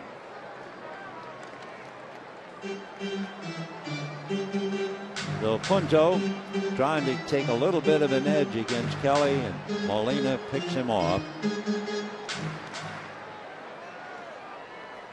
3-1 to count to Abreu.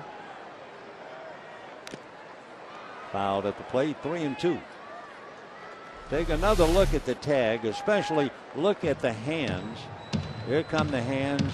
Here comes the glove. Didn't get the right hand. It's that close. And if Nick felt that the hand was on the bag and then the tag on the leg, Paul from where he stood saw it the other way. So that's a huge play. And we have 2 out. 3-2 to Bobby Abreu. And ball 4. So that play might get bigger and bigger as Abreu draws the walk, and the batter will be Victorino. This is number 8, Shane Victorino. For Joe Kelly, he walked Victorino, and then Ethier hit a home run. So this is his second walk. Victorino hit back to the box and walked.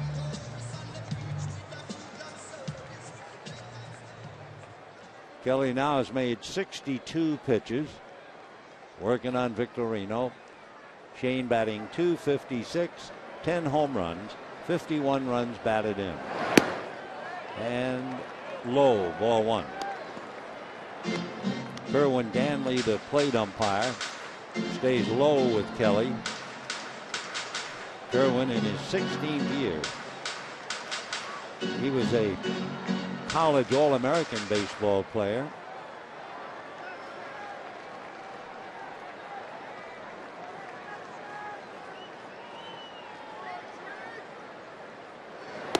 And ball 2. So Kelly is struggling now, and they have them up in the Cardinal bullpen.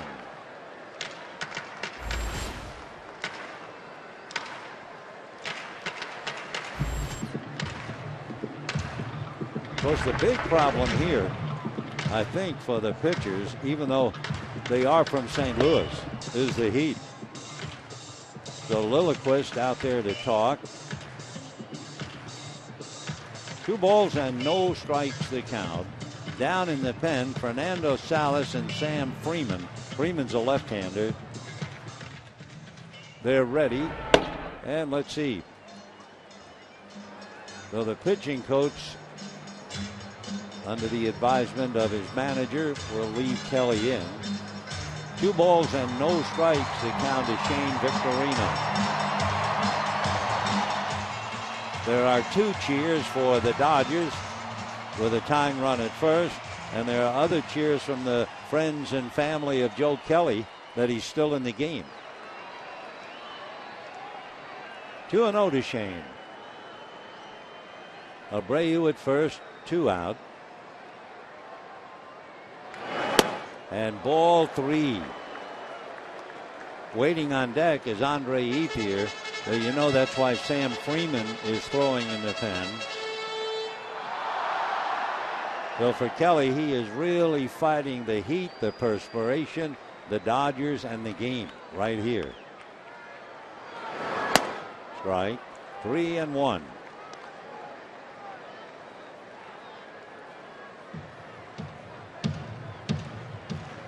Mike Matheny sending out a few signs to Yadier Molina. 3-1. And a fly ball to left field. Holiday one hands it, and Kelly is out of the jam. thanks to the pickoff by Yadier Molina of Nick Punto. It's still 4-3 St. Louis.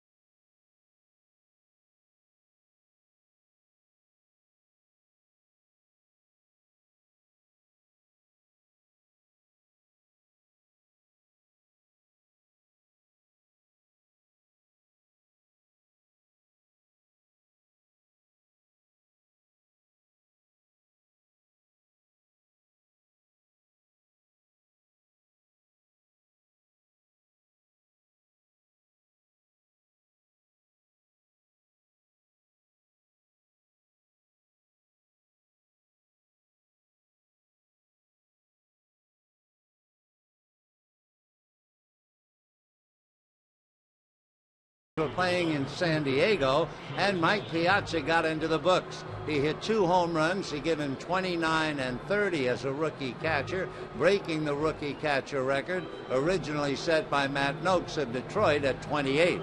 And Piazza wasn't finished. By the time the season ended, Mike's rookie year, he had 35 home runs.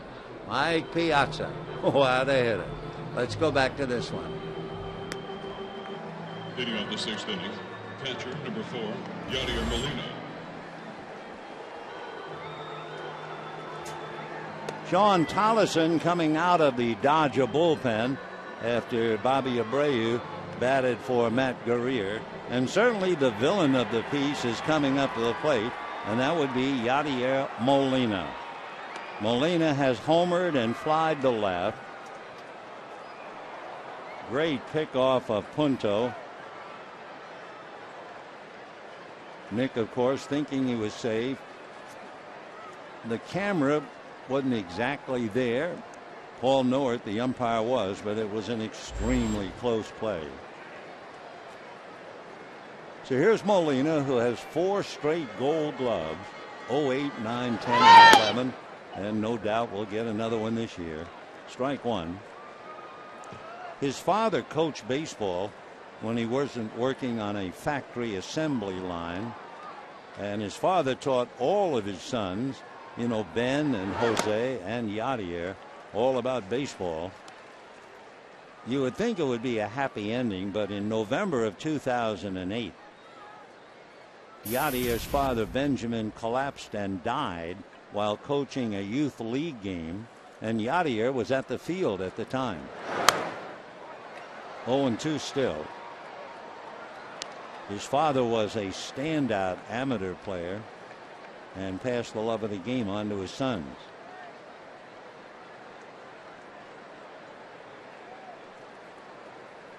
Oh, and 2 in the dirt. For Molina, he is tough even with 2 strikes.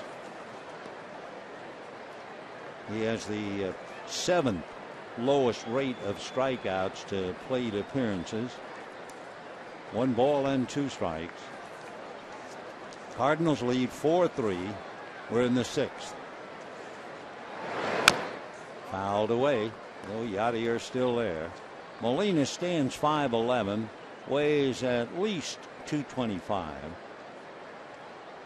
We told you last night, if you were here, 2 years ago, he caught all 20 innings of a game that the Cardinals lost to the Mets 2-1, and came right back and caught another 9 the next day. He's something. 1-2 to Molina. Just hacking away. The Cardinals in March of this year, they signed Yadier Molina to a 5-year deal. So he's going to be playing for the Cardinals through the 2017 season. And there's also a big option for 2018. 1-2. Well, you have the idea why he's so tough to strike out. I mean, they do get him. Everybody strikes out. But Molina has struck out 50 times. That's all. 1-2. At his feet. So Tolleson now battling Molina, leading off Matters 6th inning, 4-3 St. Louis.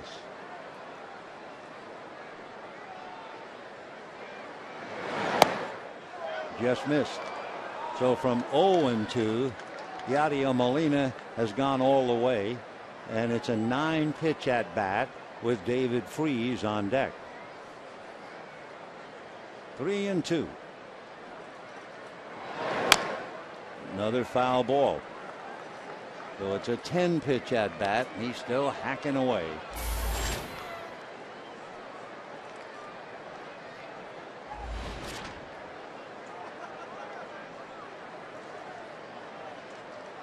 Molina is 30. So he's going to be around a while.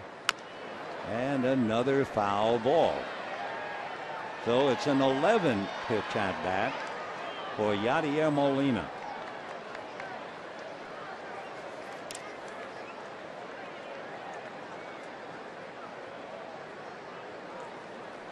Interesting, over the year, Molina doesn't strike out a lot, but he rarely sees a lot of pitches. And he wins the battle on ball 4. What an at-bat that was. 12 pitches, and from 0-2, he winds up getting a walk. Remarkable guy. Well, let's get you thinking a little bit.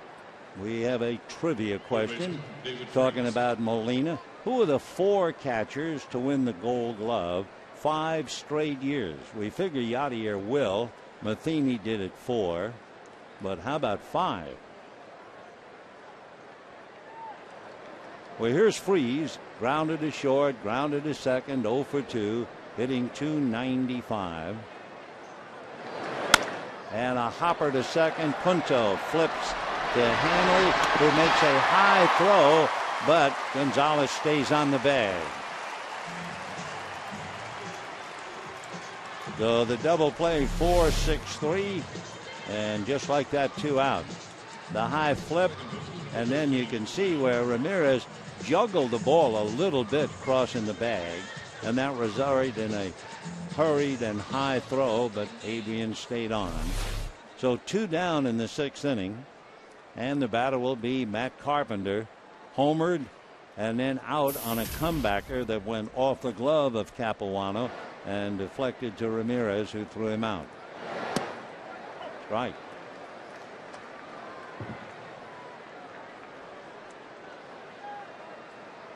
So after a 12-pitch at bat to Molina, Freese hits immediately into a double play. On the corner, 0-2. So it is kind of amazing. I guess in Freese's mind, he's thinking, okay, he made 12 pitches to Molina. He's going to try and get ahead of me. And he swung at the first pitch around the plate. Fouled away. When the Dodgers come up, Ethier, Kemp, and Gonzalez in that order.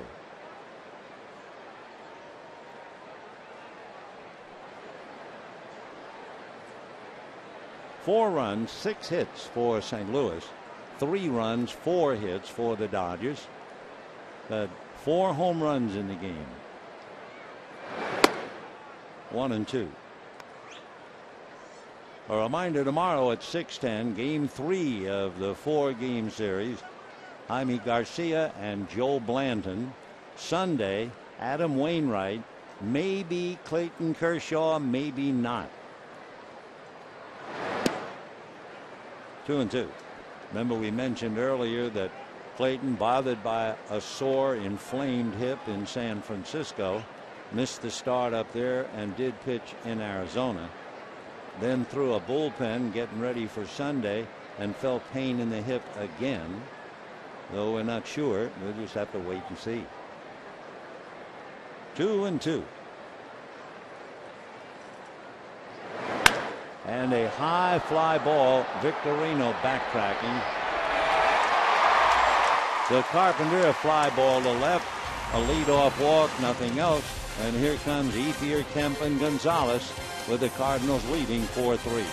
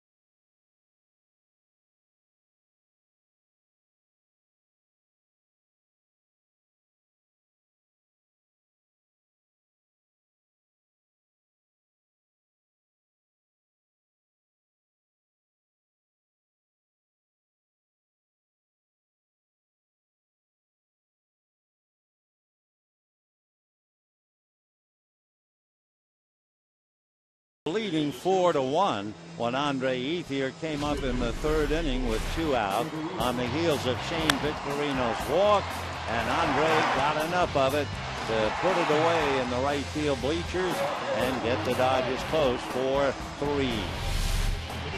So Andre will be coming up, but he will not face Joe Kelly.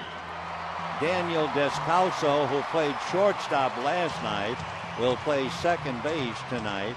And Trevor Rosenthal, he's a Missouri boy out of Lee's Summit, went to Cowley County Community College. Try that in a hurry. Cowley County Community College. He was drafted in the 21st round. Foul ball, 0-1.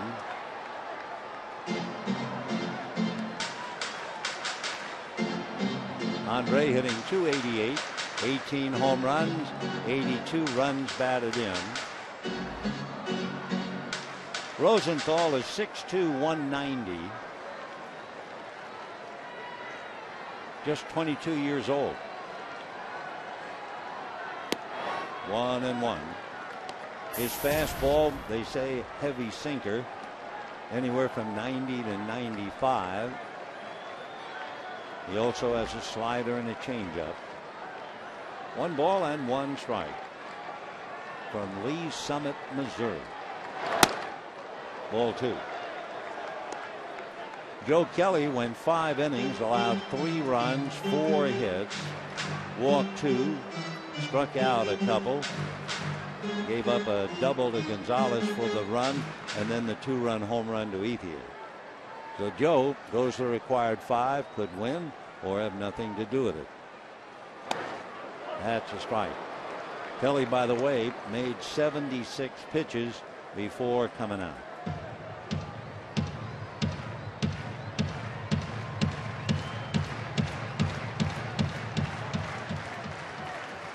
2 balls and 2 strikes.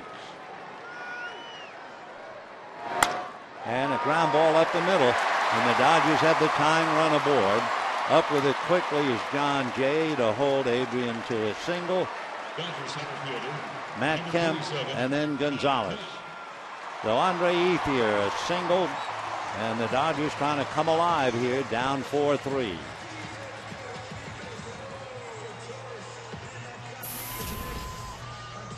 Trevor Rosenthal was 8-6 at Springfield. He was also at Memphis and in his 10th game with the Cardinals. Matt batting .309, flied to right, grounded to short. So his numbers show the struggle. Ball 1. I'm sure you're thinking about it, so we'll look it up. Rosenthal has allowed 2 home runs in 14 innings.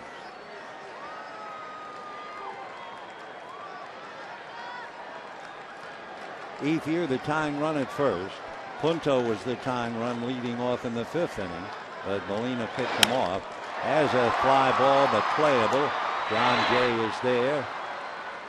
So Matt Kemp struggling yet again. The numbers, of course, tell part of the story. He has 4 hits in his last 43 at-bats. He has 3 hits in his last 23 at-bats against the Cardinals. And here's Adrian Gonzalez.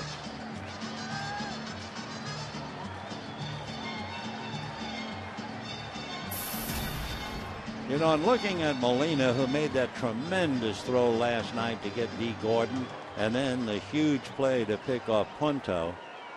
Since 2005, Molina leads all catchers in pickoffs by such a one-sided number it seems hard to believe. 0-1. Jeff Mathis has 17 pickoffs. Yadier Molina, still going strong, has 41 pickoffs. 41.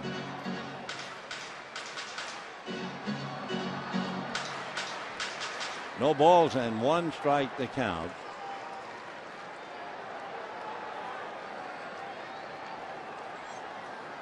One out, 6th inning, 4-3 St. Louis. 1-1. Adrian batting .240, 1 home run, 13 runs batted in.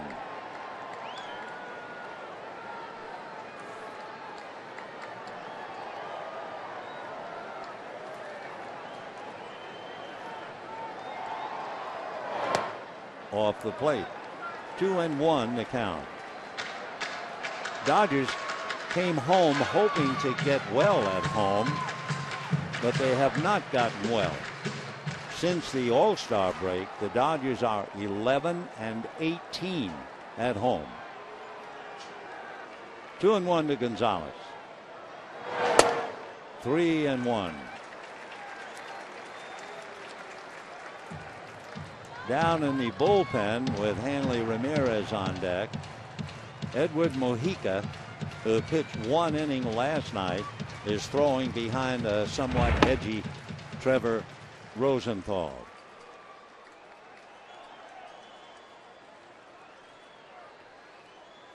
Three and 1 to Adrian.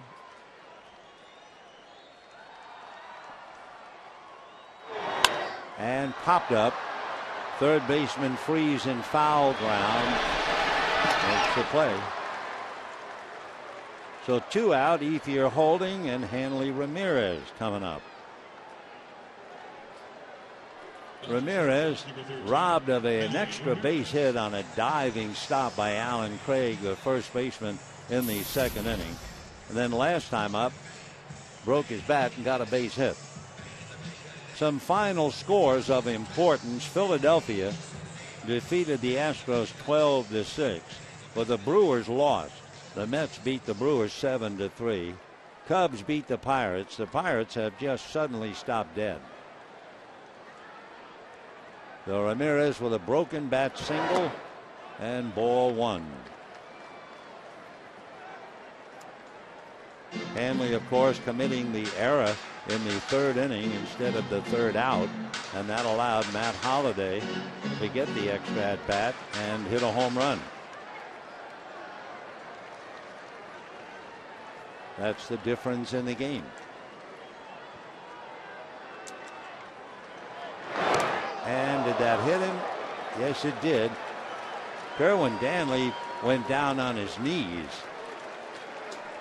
Plate umpire has been umpiring, making sure he could look at the low balls. He'd been down on one knee a lot. See, the right knee's down. And that pitch hits him on the left arm after it hit Hanley. And he was staggered and off balance.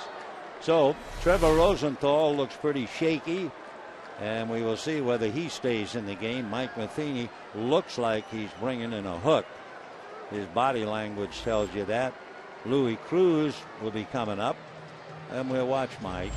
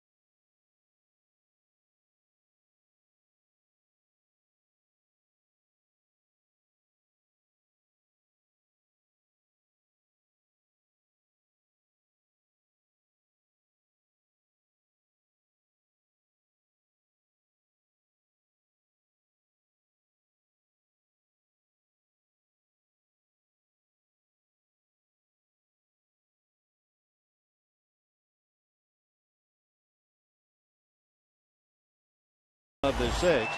Don't forget, visit MajorLeagueBaseball.com/fan guide for a chance to win a VIP experience for two this year at a Major League Baseball World Series game. Presented by Scott's, the official lawn care company of Major League Baseball. Edward Mujica came into the game last night and pitched the seventh inning and retired the side. He got Victorino, and then Cruz reached on an error. That's when Gordon ran for him and Molina threw him out, and then he finished off A.J. Ellis. Well, now Mujica, with two out, is facing Cruz, who has grounded out and hit into a double play. And a high fly ball to deep left field. If it's fair, it's gone. It is gone. And the Dodgers lead 6-4.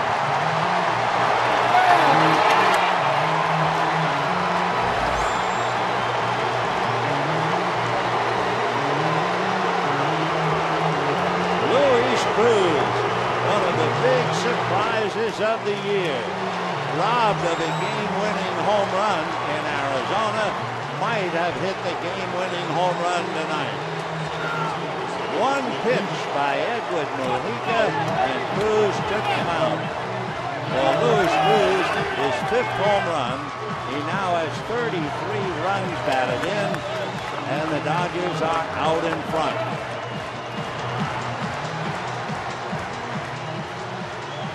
Luis Cruz, with the boyish features, who spent a lot of years in the minor league, the son of a star player in the Mexican League. He's a star in his own right, as they tell him to take a curtain call, and somewhat embarrassed, but he does. So Mojica made one pitch, and the Dodgers score 3. And now Punto is 1 for 2. For Edward Mojica, who's from Valencia, Venezuela, hit by a lightning bolt. 1-1 the count. Mojica had been with San Diego, with St. Louis. That's the first home run he has given up as a Cardinal, and he's given up 7 home runs this year. Squirted up along third, Freeze, another tough play, and it's out of the glove of Craig. Nick Punto is not exactly wearing out the ball, but he is wearing out David Freeze. 3 times he's hit little squibbers up along third, each time Freeze meeting the challenge, and 2 of 3 that goes in Punto's favor. So Nick is 2 for 3. And the batter is A.J. Ellis.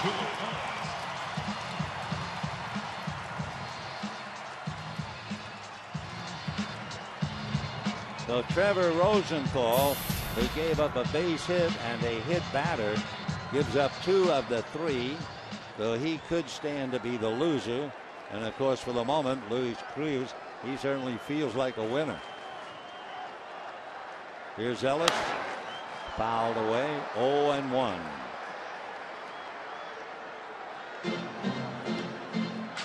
Edward Mojica, originally signed by the Indians, then went to the Padres, then moved over to the Marlins, and came from the Marlins here. 28 years old, 6'2", 220.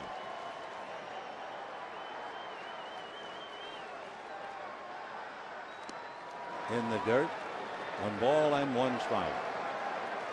So the Cardinals scored 2 in the second. Dodgers came back with 1. Then the Cardinals scored 2 more in the third. And let's face it, the way the Dodgers have been hitting, down 4-1, seemed like, no doubt, like trying to climb Everest.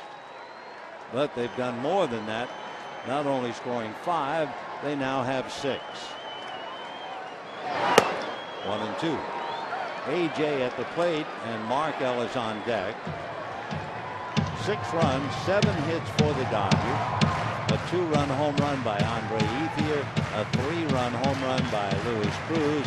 So far, that's overcome the 3 Cardinal home runs, Molina, Carpenter, and Holiday with a man aboard. Fouled away.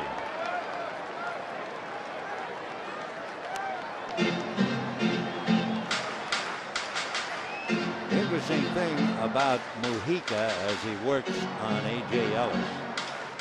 When he was called up to the major leagues in June of 2006 to the Indians, he did not have an earned run average in the minor leagues. And you say, what? That's right.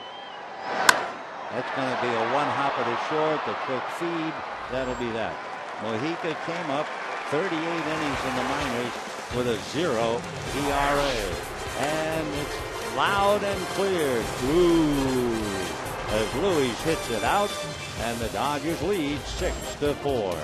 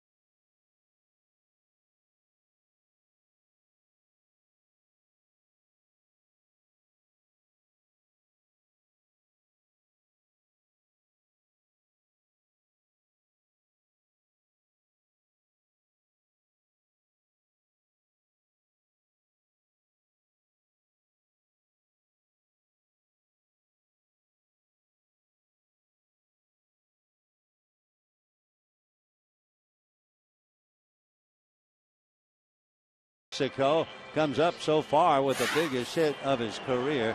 The first pitch from Edward Mujica, and he hits it in the left field stands. A 3-run home run turns the game around on its head from 4-3 St. Louis to 6-4 Dodgers. The Crews going back to work now with the glove, and Sean Tolleson ready to work against Kozma. And then we'll see about a hitter in Mujica's spot. Although we will also check, because we didn't get the official lineup, Descalso, who came into the game to play second base. Descalso is out on deck batting ninth. So Mujica hit by lightning. The first pitch. What a shock that must be to the nervous system.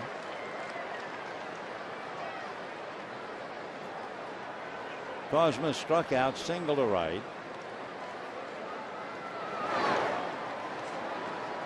0-2. Slider in the dirt.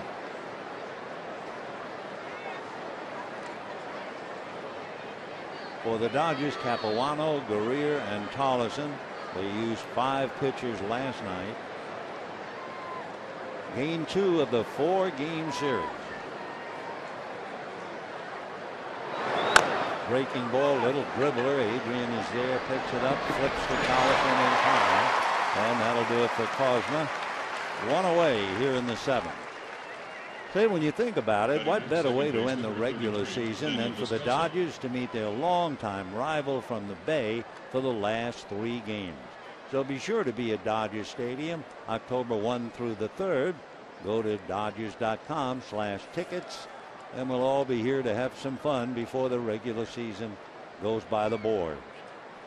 Daniel Descalso will be the batter. And now let's see. Descalso was the big out man last night. And we're only reporting, but Daniel had himself quite a struggle. He came up with the bases loaded in the 2nd inning last night and popped up. Came up with runners at 1st and 2nd and struck out. Came up with runners at 1st and 3rd and flied out. And with a runner at 3rd, he flied out. So he had a tough night. Randy Choate's going to come in, and we'll be back.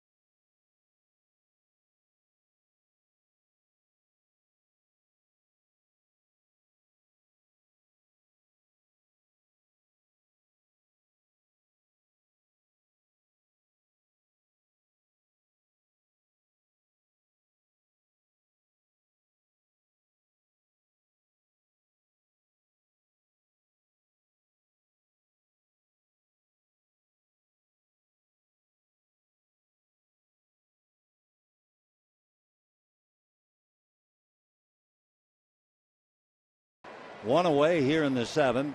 Daniel Descalso facing Randy Choate. Choate had a tough time last night. That's going to be ball 1. Choate pitched the 9th inning last night, walked 2, so they had to get him out of there with 1 out. And Brandon Lee came in and got Alan Craig to hit into a double play. Descalso hitting .221 and a strike. Dan is from San Carlos, about 25 miles from AT&T Park. He went to the University of California, Davis. 1-1. 1-2. Descalso shared second base for Team USA September 2009. That's when the team won the gold medal at the World Cup. He grew up, even though he lived so close to AT&T, he was an Oakland fan. His parents had season tickets to the A's game. Daniel Descalso. 2-2.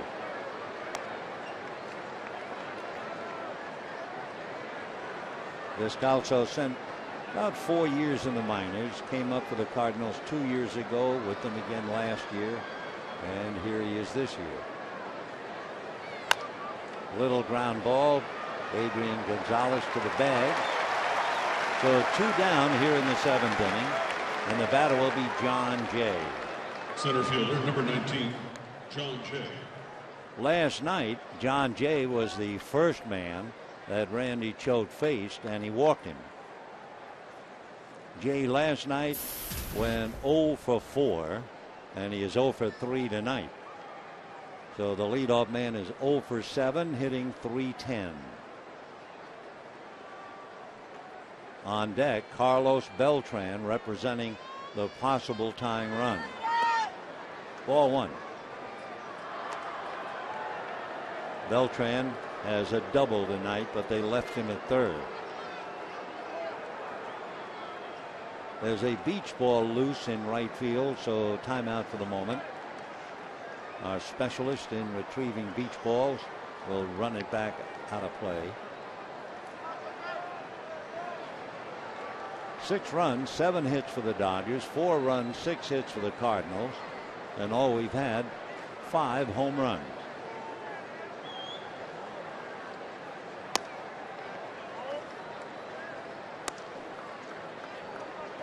Two and 0 the count.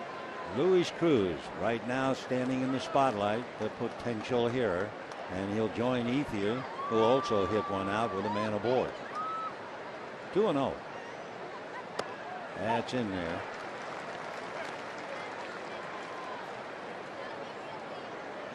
John Jay is usually in motion. He really moves around in the box. He runs up a couple of times. You think he's going to bunt.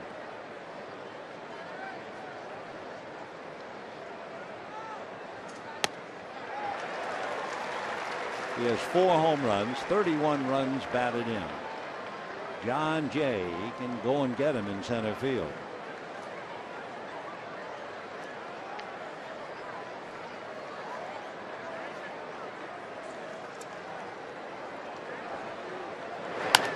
Foul. He was late on that, just did get a piece of it.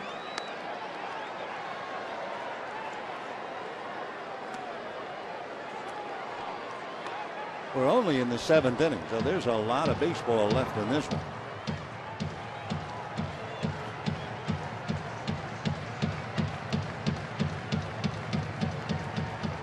Two balls, 2 strikes, 2 out.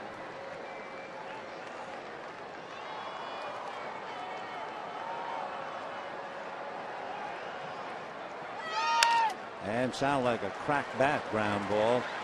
And he's done, so that'll do it for the Cardinals in the 7th. And at the end of 6.5 innings, Dodgers lead 6-4.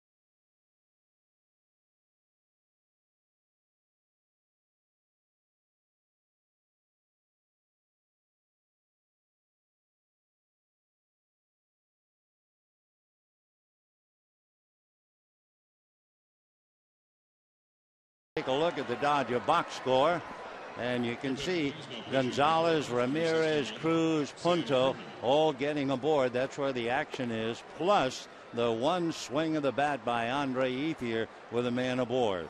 So the Dodgers take a 6-4 lead, and for the Cardinals, Sam Freeman, and for the Dodgers, they will counter with a hitter for Choate, and it will be Elian Herrera.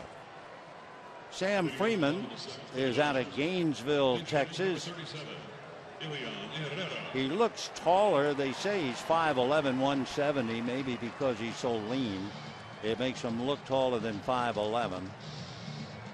He went to North Central Texas College. And when he was in college, he was an outfielder. Then he transferred to the University of Kansas, and he became a pitcher. Herrera shows bunt, ball one. Elian Herrera with the Dodgers earlier, went down to Albuquerque.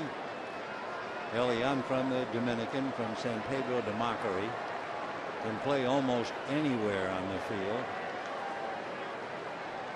Hitting .244, and that's ball two, 2-0. With a big blow, that first pitch by Edward Mojica, and a home run by Luis Cruz. 2-0. In looking at the Cardinal bullpen, among other things, they're very low in relief wins, and they are very high in relief losses. They're also very low in saves, so they have had problems with their bullpen, and up jumped the Devil tonight. 3-0 to Herrera, and ball four.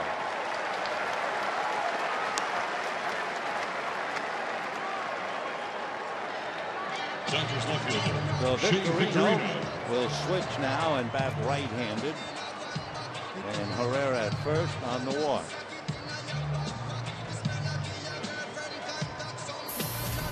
Bobby Abreu came off the bench, and he walked in the fifth inning.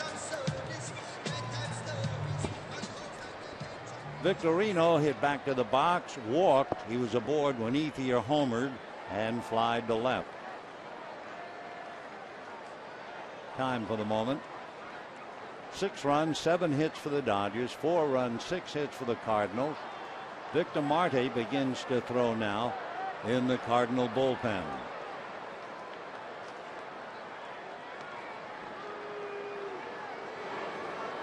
Sam Freeman, 25 years old.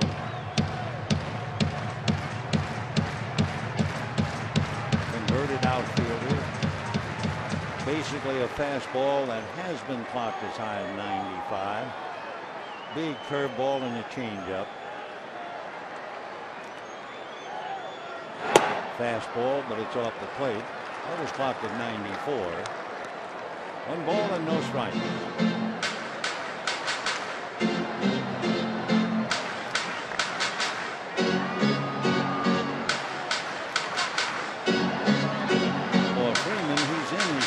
Game.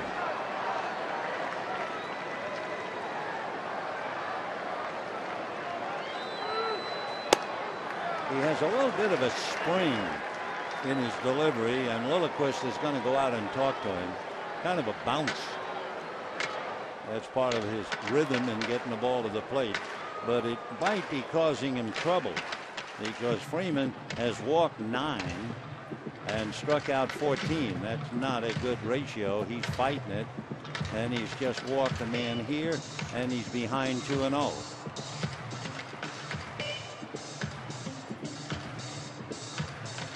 Waiting on deck, Andre Ethier. 6-4 Dodgers trying to come from behind. They were down 4-1 at one stage.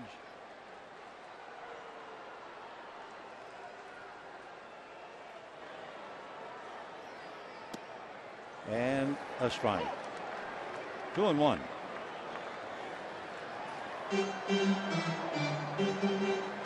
Victorino has better numbers hitting right-handed, but fewer at bats. Hitting in the 220s left-handed, and hitting .286 right-handed. There goes Herrera, and a hit-and-run ground ball into right field. Herrera is to third. They'll hold him there, and the Dodgers are in business. First and third, nobody out. A perfectly executed hit-and-run single. And the batter now will be Andre Ethier. Descalso broke the cover, and Victorino grounds it into right field. So first and third, nobody out. Andre Ethier struck out, hit the 2-run home run in the third inning against Joe Kelly. And then last time up, singled, and he was aboard when Cruz hit a home run.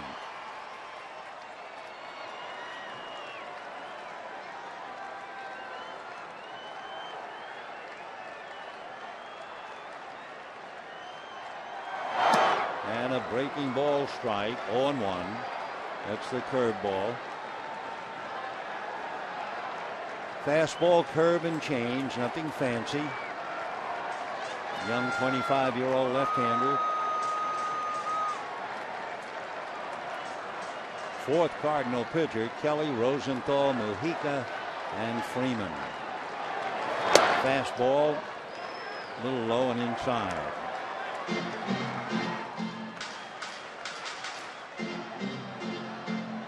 Dodgers, of course, trying to cut into that 2-game lead the Cardinals enjoy in the wild card race. Luis Cruz has made a major contribution so far.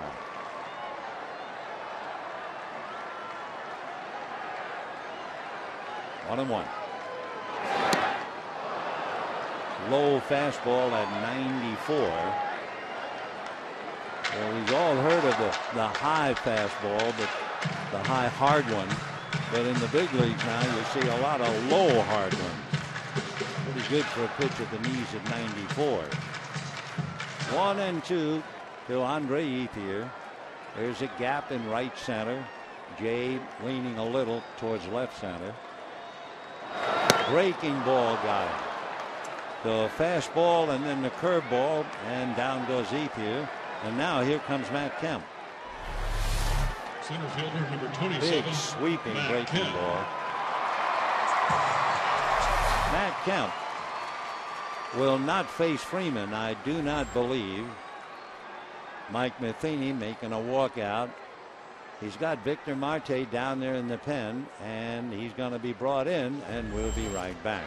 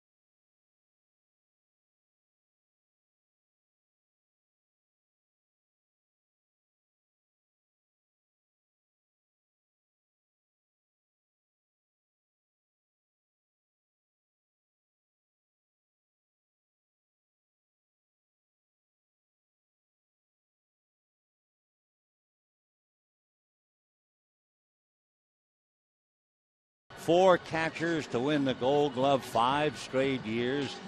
You know who they were? Bill Freehan, Jim Sundberg, Johnny Bench, Ivan Rodriguez, and I'm sure soon to be Yadier Molina. On the mound now, Molina will be ready to catch Victor Marte. Marte's from the Dominican Republic, and the Royals signed him when he was pitching in Japan. He pitched for 3 years for Hiroshima Carp, and then the Royals got him. He came up to the Royals 2 years ago and came over to the Cardinals this year. Basically a sinker ball pitcher. He throws a two-seamer. He has a slider, a curve, and a change. And it'll be Matt Kemp to challenge him. Matt, 2 fly balls and a ground ball, batting .308. First and third, 1 out. Dodgers lead 6-4. Marte is the 5th Cardinal pitcher.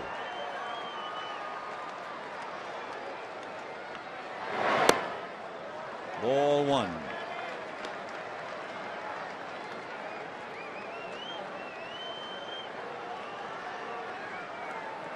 Herrera listening to Tim Wallach at third.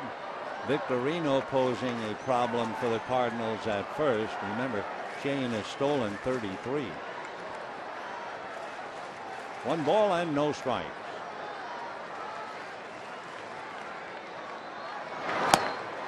One and one. Mark Zepchinski, he's a left-hander, begins to throw in the Cardinal bullpen. Don't forget, tomorrow night, 6:10, Jaime Garcia and Joe Blanton, Jamie Wright, walking around in the Dodger pen. 1 and 1. 6-4 Dodgers, bottom of the 7th, 1 out. 1 and 2. Breaking ball in on the hands.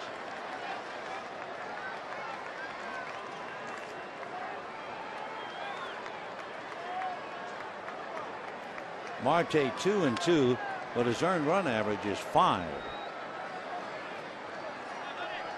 Opposition is hitting .307 against him, so he has not been effective at all up to the moment.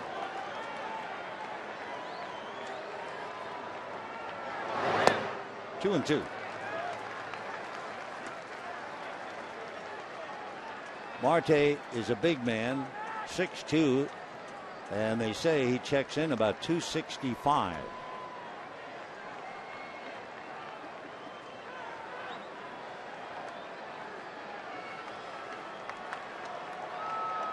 First and third, 1 out, 2 and 2 the count on Matt Kemp. Adrian Gonzalez on deck.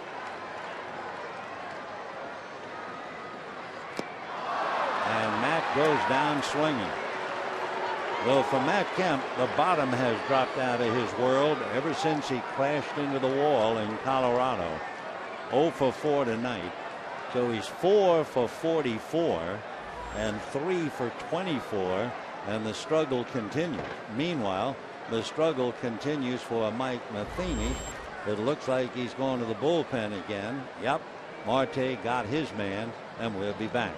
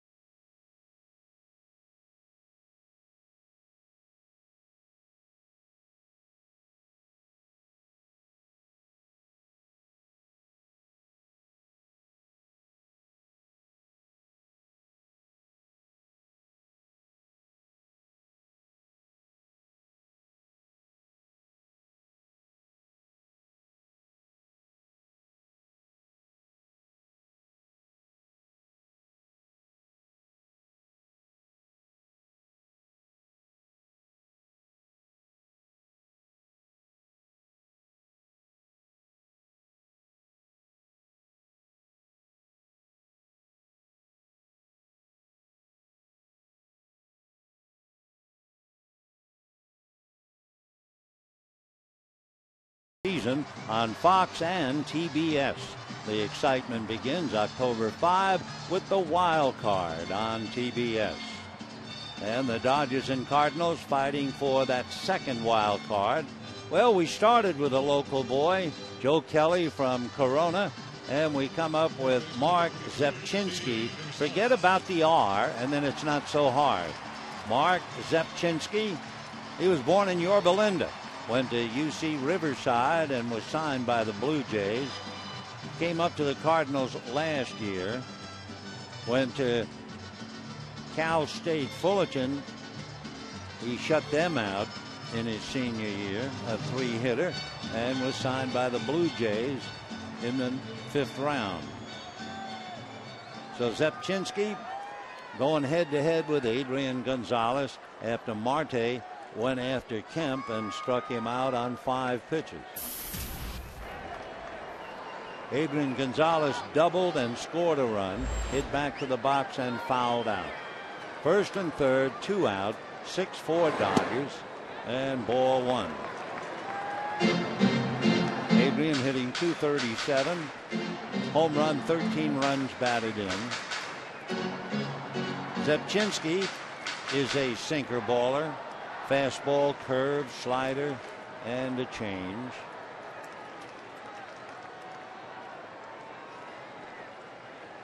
One ball and no strikes. And that's going to be trouble. And it's going to be a diving try. Only trouble. Herrera will score. Here comes Victorino to score on a pop fly double. And the Dodgers lead 8-4.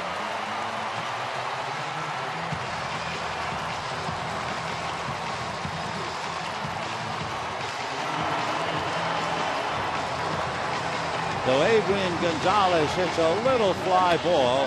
Matt Holliday couldn't get it. John Jay couldn't get it. As Holliday makes the dive, he gets his glove on it and complicates matters by pushing it away from his backup man, the center fielder John Jay. So Holliday can't make the catch. The Dodgers get a gift. They've scored 5 runs in the last inning and 2/3 and lead 8-4. Hanley Ramirez 1 for 2. Robbed of a hit by Craig. Broke his bat and singled on a dribbler in the 4th inning and was hit by a pitch.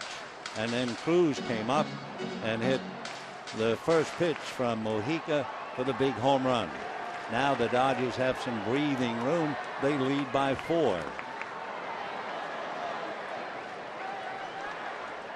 So Kelly, Rosenthal, Mojica, Freeman, Marte, and Zepchinski, Capuano, Guerrero, Carlson, Choate, and the Dodgers will have another pitcher in a moment. 0-2 to Hanley Ramirez, and Luis Cruz, the big hero, on deck. And down goes Hanley. But the pop fly double in left field gives the Dodgers 2 more. And at the end, it's 7. Dodgers lead 8-4.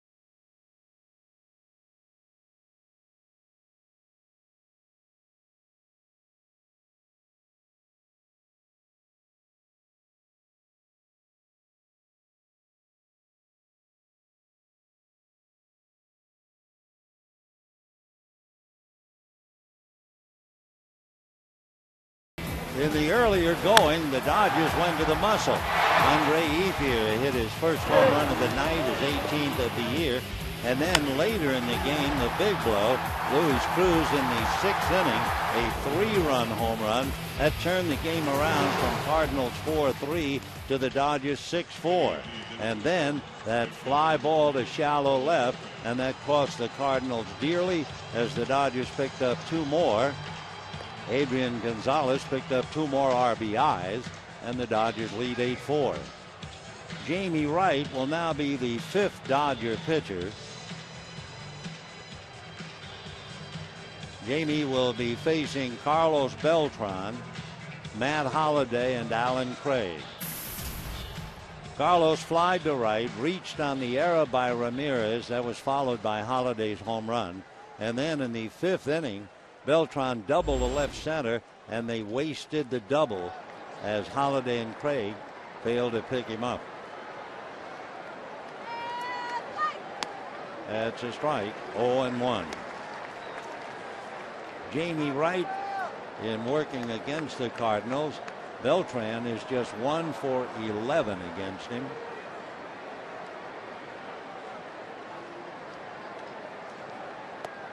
Way off the plate. The Cardinals certainly miss Lance Berkman.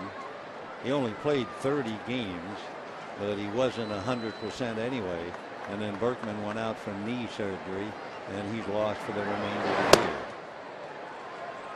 Check swing, no swing. Doug Eddings. 2-1 to Carlos Beltran. 1 for 3, hitting .264. 29 home runs, 87 runs batted in.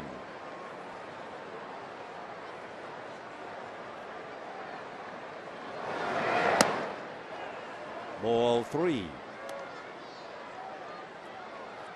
8 runs, 9 hits for the Dodgers. 4 runs, 6 hits for the Cardinals. Cardinals had their 4 runs by the 3rd inning. Shot up the middle. That'll be a base hit for Beltran. So he goes 2 for 4. Last night he was 3 for 3. So he's had 5 hits in the 2 games. Say, by the way, this week the battle for baseball's postseason heats up. The Rays head to the Bronx to take on the Yankees. Both teams fighting for the AL East title or a wild card spot. Fox Saturday Baseball returns this week at 12:30 p.m. Pacific. So Beltran with a base hit. Here's Holliday. I'm sure upset that he was unable to catch that little fly ball. It cost the Cardinals 2. Matt hit hard back to the box. Capuano made a good play. Then he hit a 2-run home run. Last time up, grounded out, moving Beltran to 3rd. Ball 1. Matt Holliday batting .299, 27 home runs, 96 runs batted in. So you have Beltran with 29 and 87, and Holliday with 26 and 94. And a little foul, and it will go into the stands. So those are heavyweight numbers with Beltran and Holliday. Together, they have 56 home runs and 183 runs batted in. 1-1 to count to Matt Holliday. On deck, Alan Craig. Time. And there's something loose.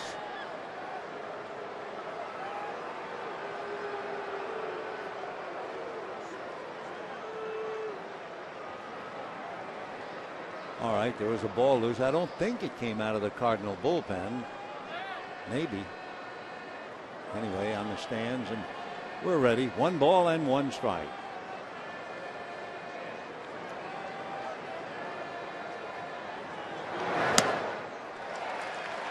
Pretty good fastball at 93. Jamie Wright, 6'5" and 210, 38 years old come Christmas Eve. out of Oklahoma City. He was originally drafted back in 1993 by the Rockies and came up in 1996.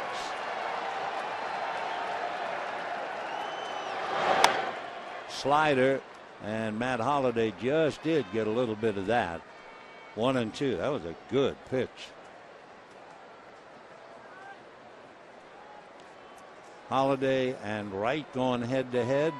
Holliday is 4 for 8 with a home run.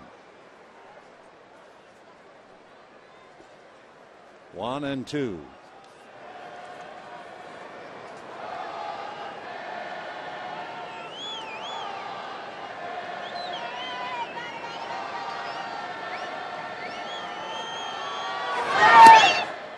So first the slider down and away, then the fastball down and in. The battle continues. 2 balls and 2 strikes.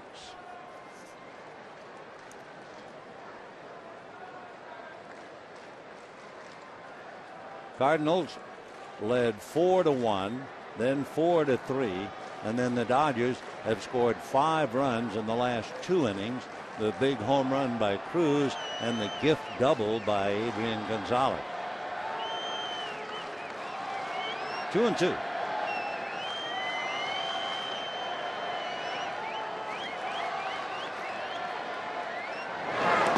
And the slider gets him, and down he goes. So Matt Holliday winds up going 1 for 4. That was his 2-run home run. And the batter now will be Alan Craig. So they shut down the big gun in the number 3 slot. Alan Craig flied to center, single to left, grounded to short, 1 for 3. He was the hero last night. He had the base hit through the hole on the right side to drive in the winning run.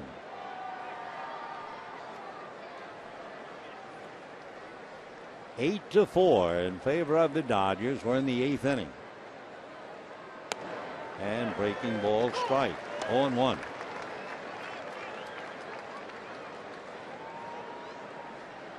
Alan Craig hitting .307. 20 home runs, 77 runs batted in.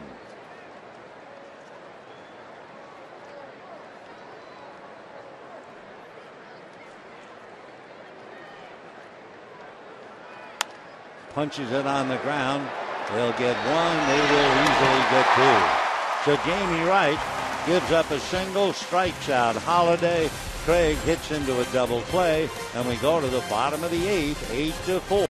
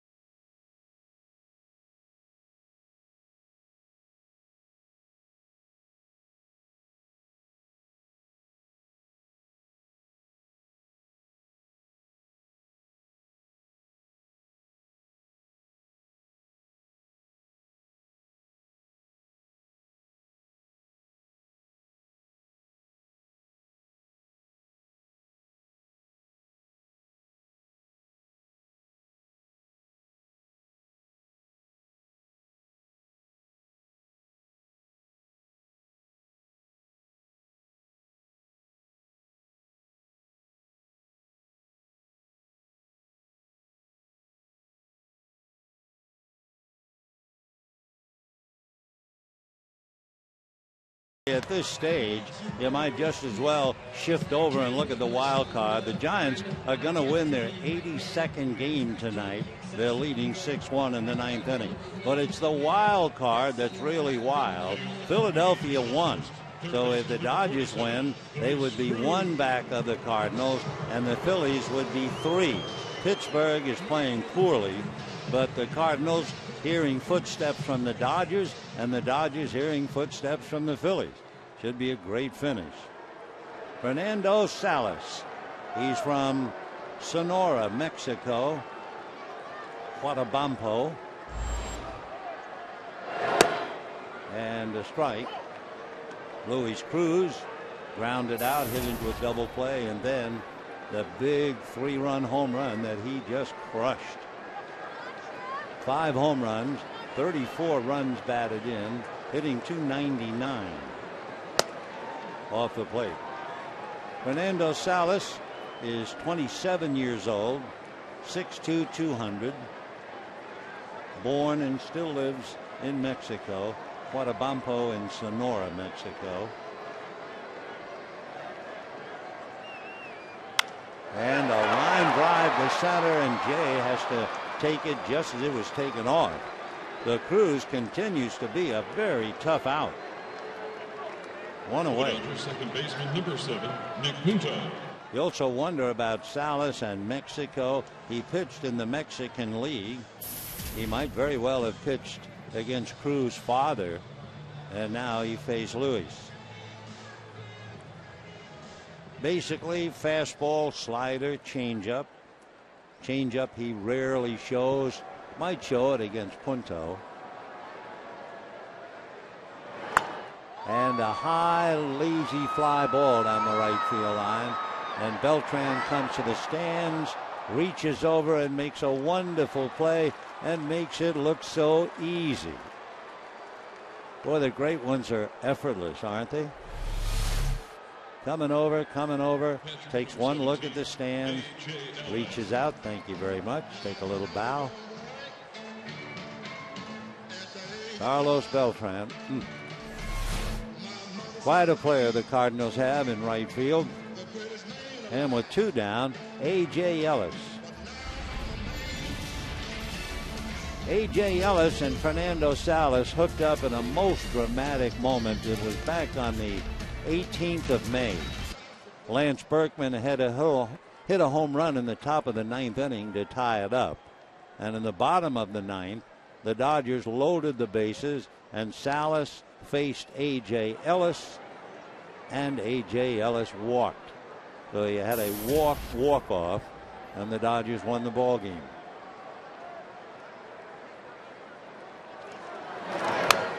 Foul back. Crowd tonight, 40,167. 40,167. The Dodgers go over 3 million tonight, and it marks the 26th time that the Dodgers have gone over 3 million in attendance. 1-1. Fouled away. Juan Rivera is out on deck. He would hit for Jamie Wright. When the Cardinals come up in the 9th inning, they will have Yadier Molina, David Freese, and then the pitcher spot. 1-2. Just off the plate.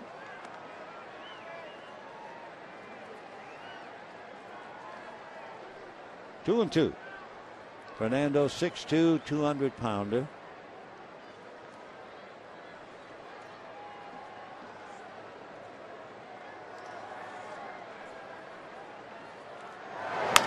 Ground ball to third. Freeze is there.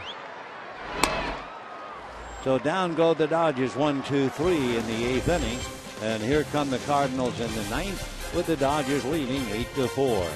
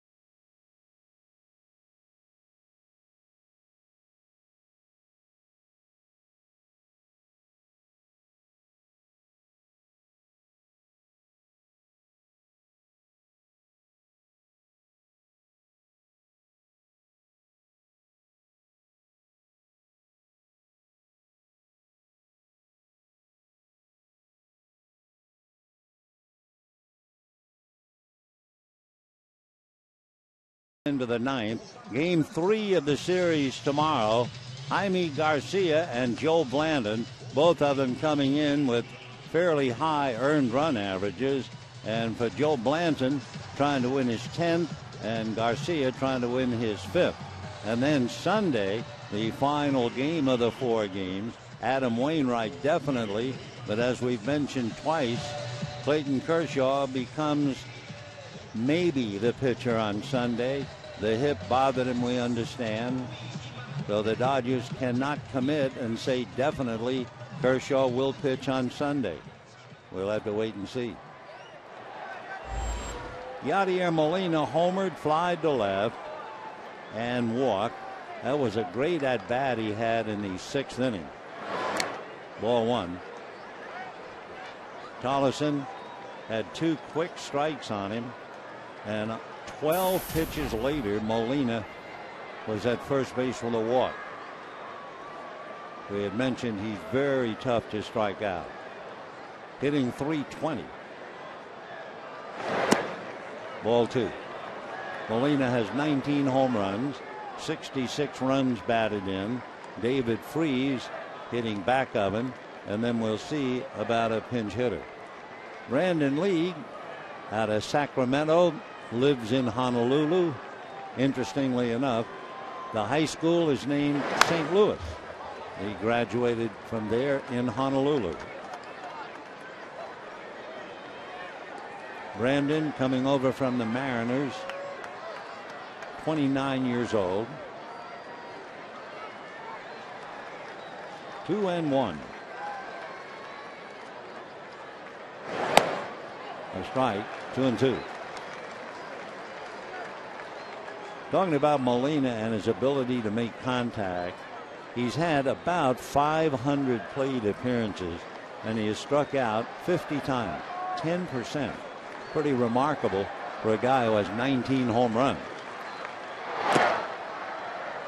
3-2.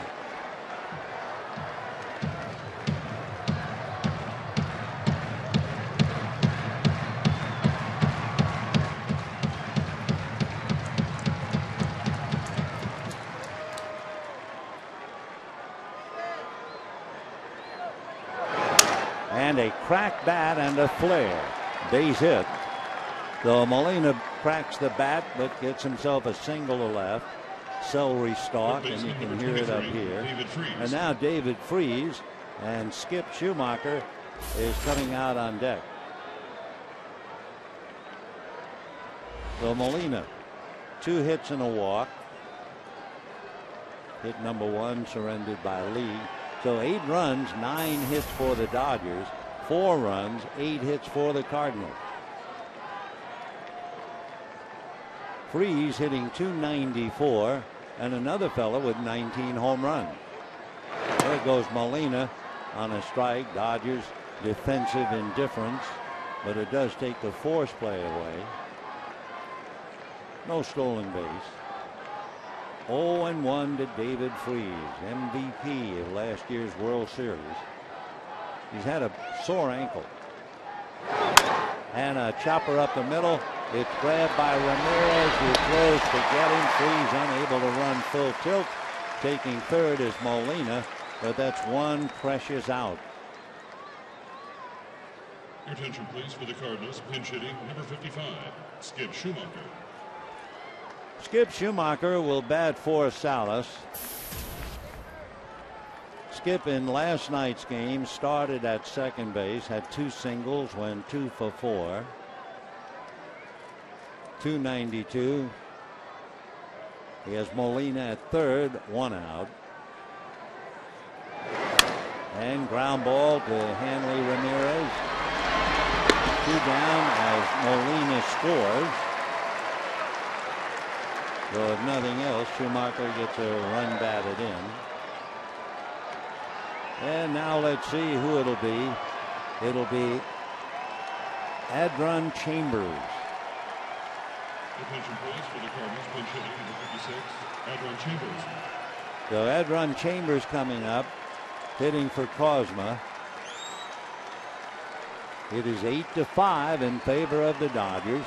2 out, 9th inning. and this crowd of 40,000 ready to make some noise.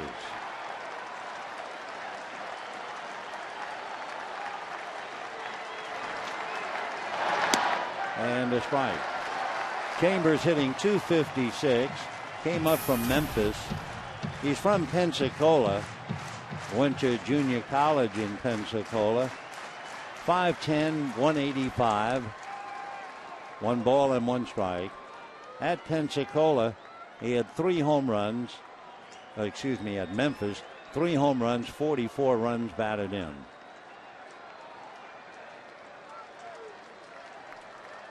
One and one. And he hits one in the air. Matt Kemp is there.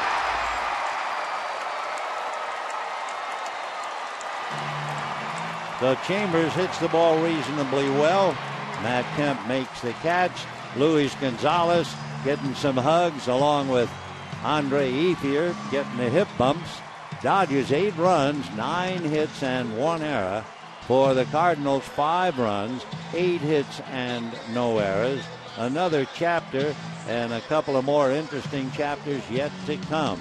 Brandon League, by the way, made 12 pitches to retire the side. So the Dodgers now trail the Cardinals by 1 game. And remember, the Phillies, they beat Houston and they trail by 3. And Philadelphia has a pretty easy schedule for now. So as the Dodgers and the Cardinals play musical chairs, you expect to see Philadelphia get even closer in the big dance. So tomorrow, Jaime Garcia and Joe Blanton, and then Sunday, Adam Wainwright, and a big question mark over the name Clayton Kershaw. Stay tuned for Dodgers Live coming up next. Good night, everybody.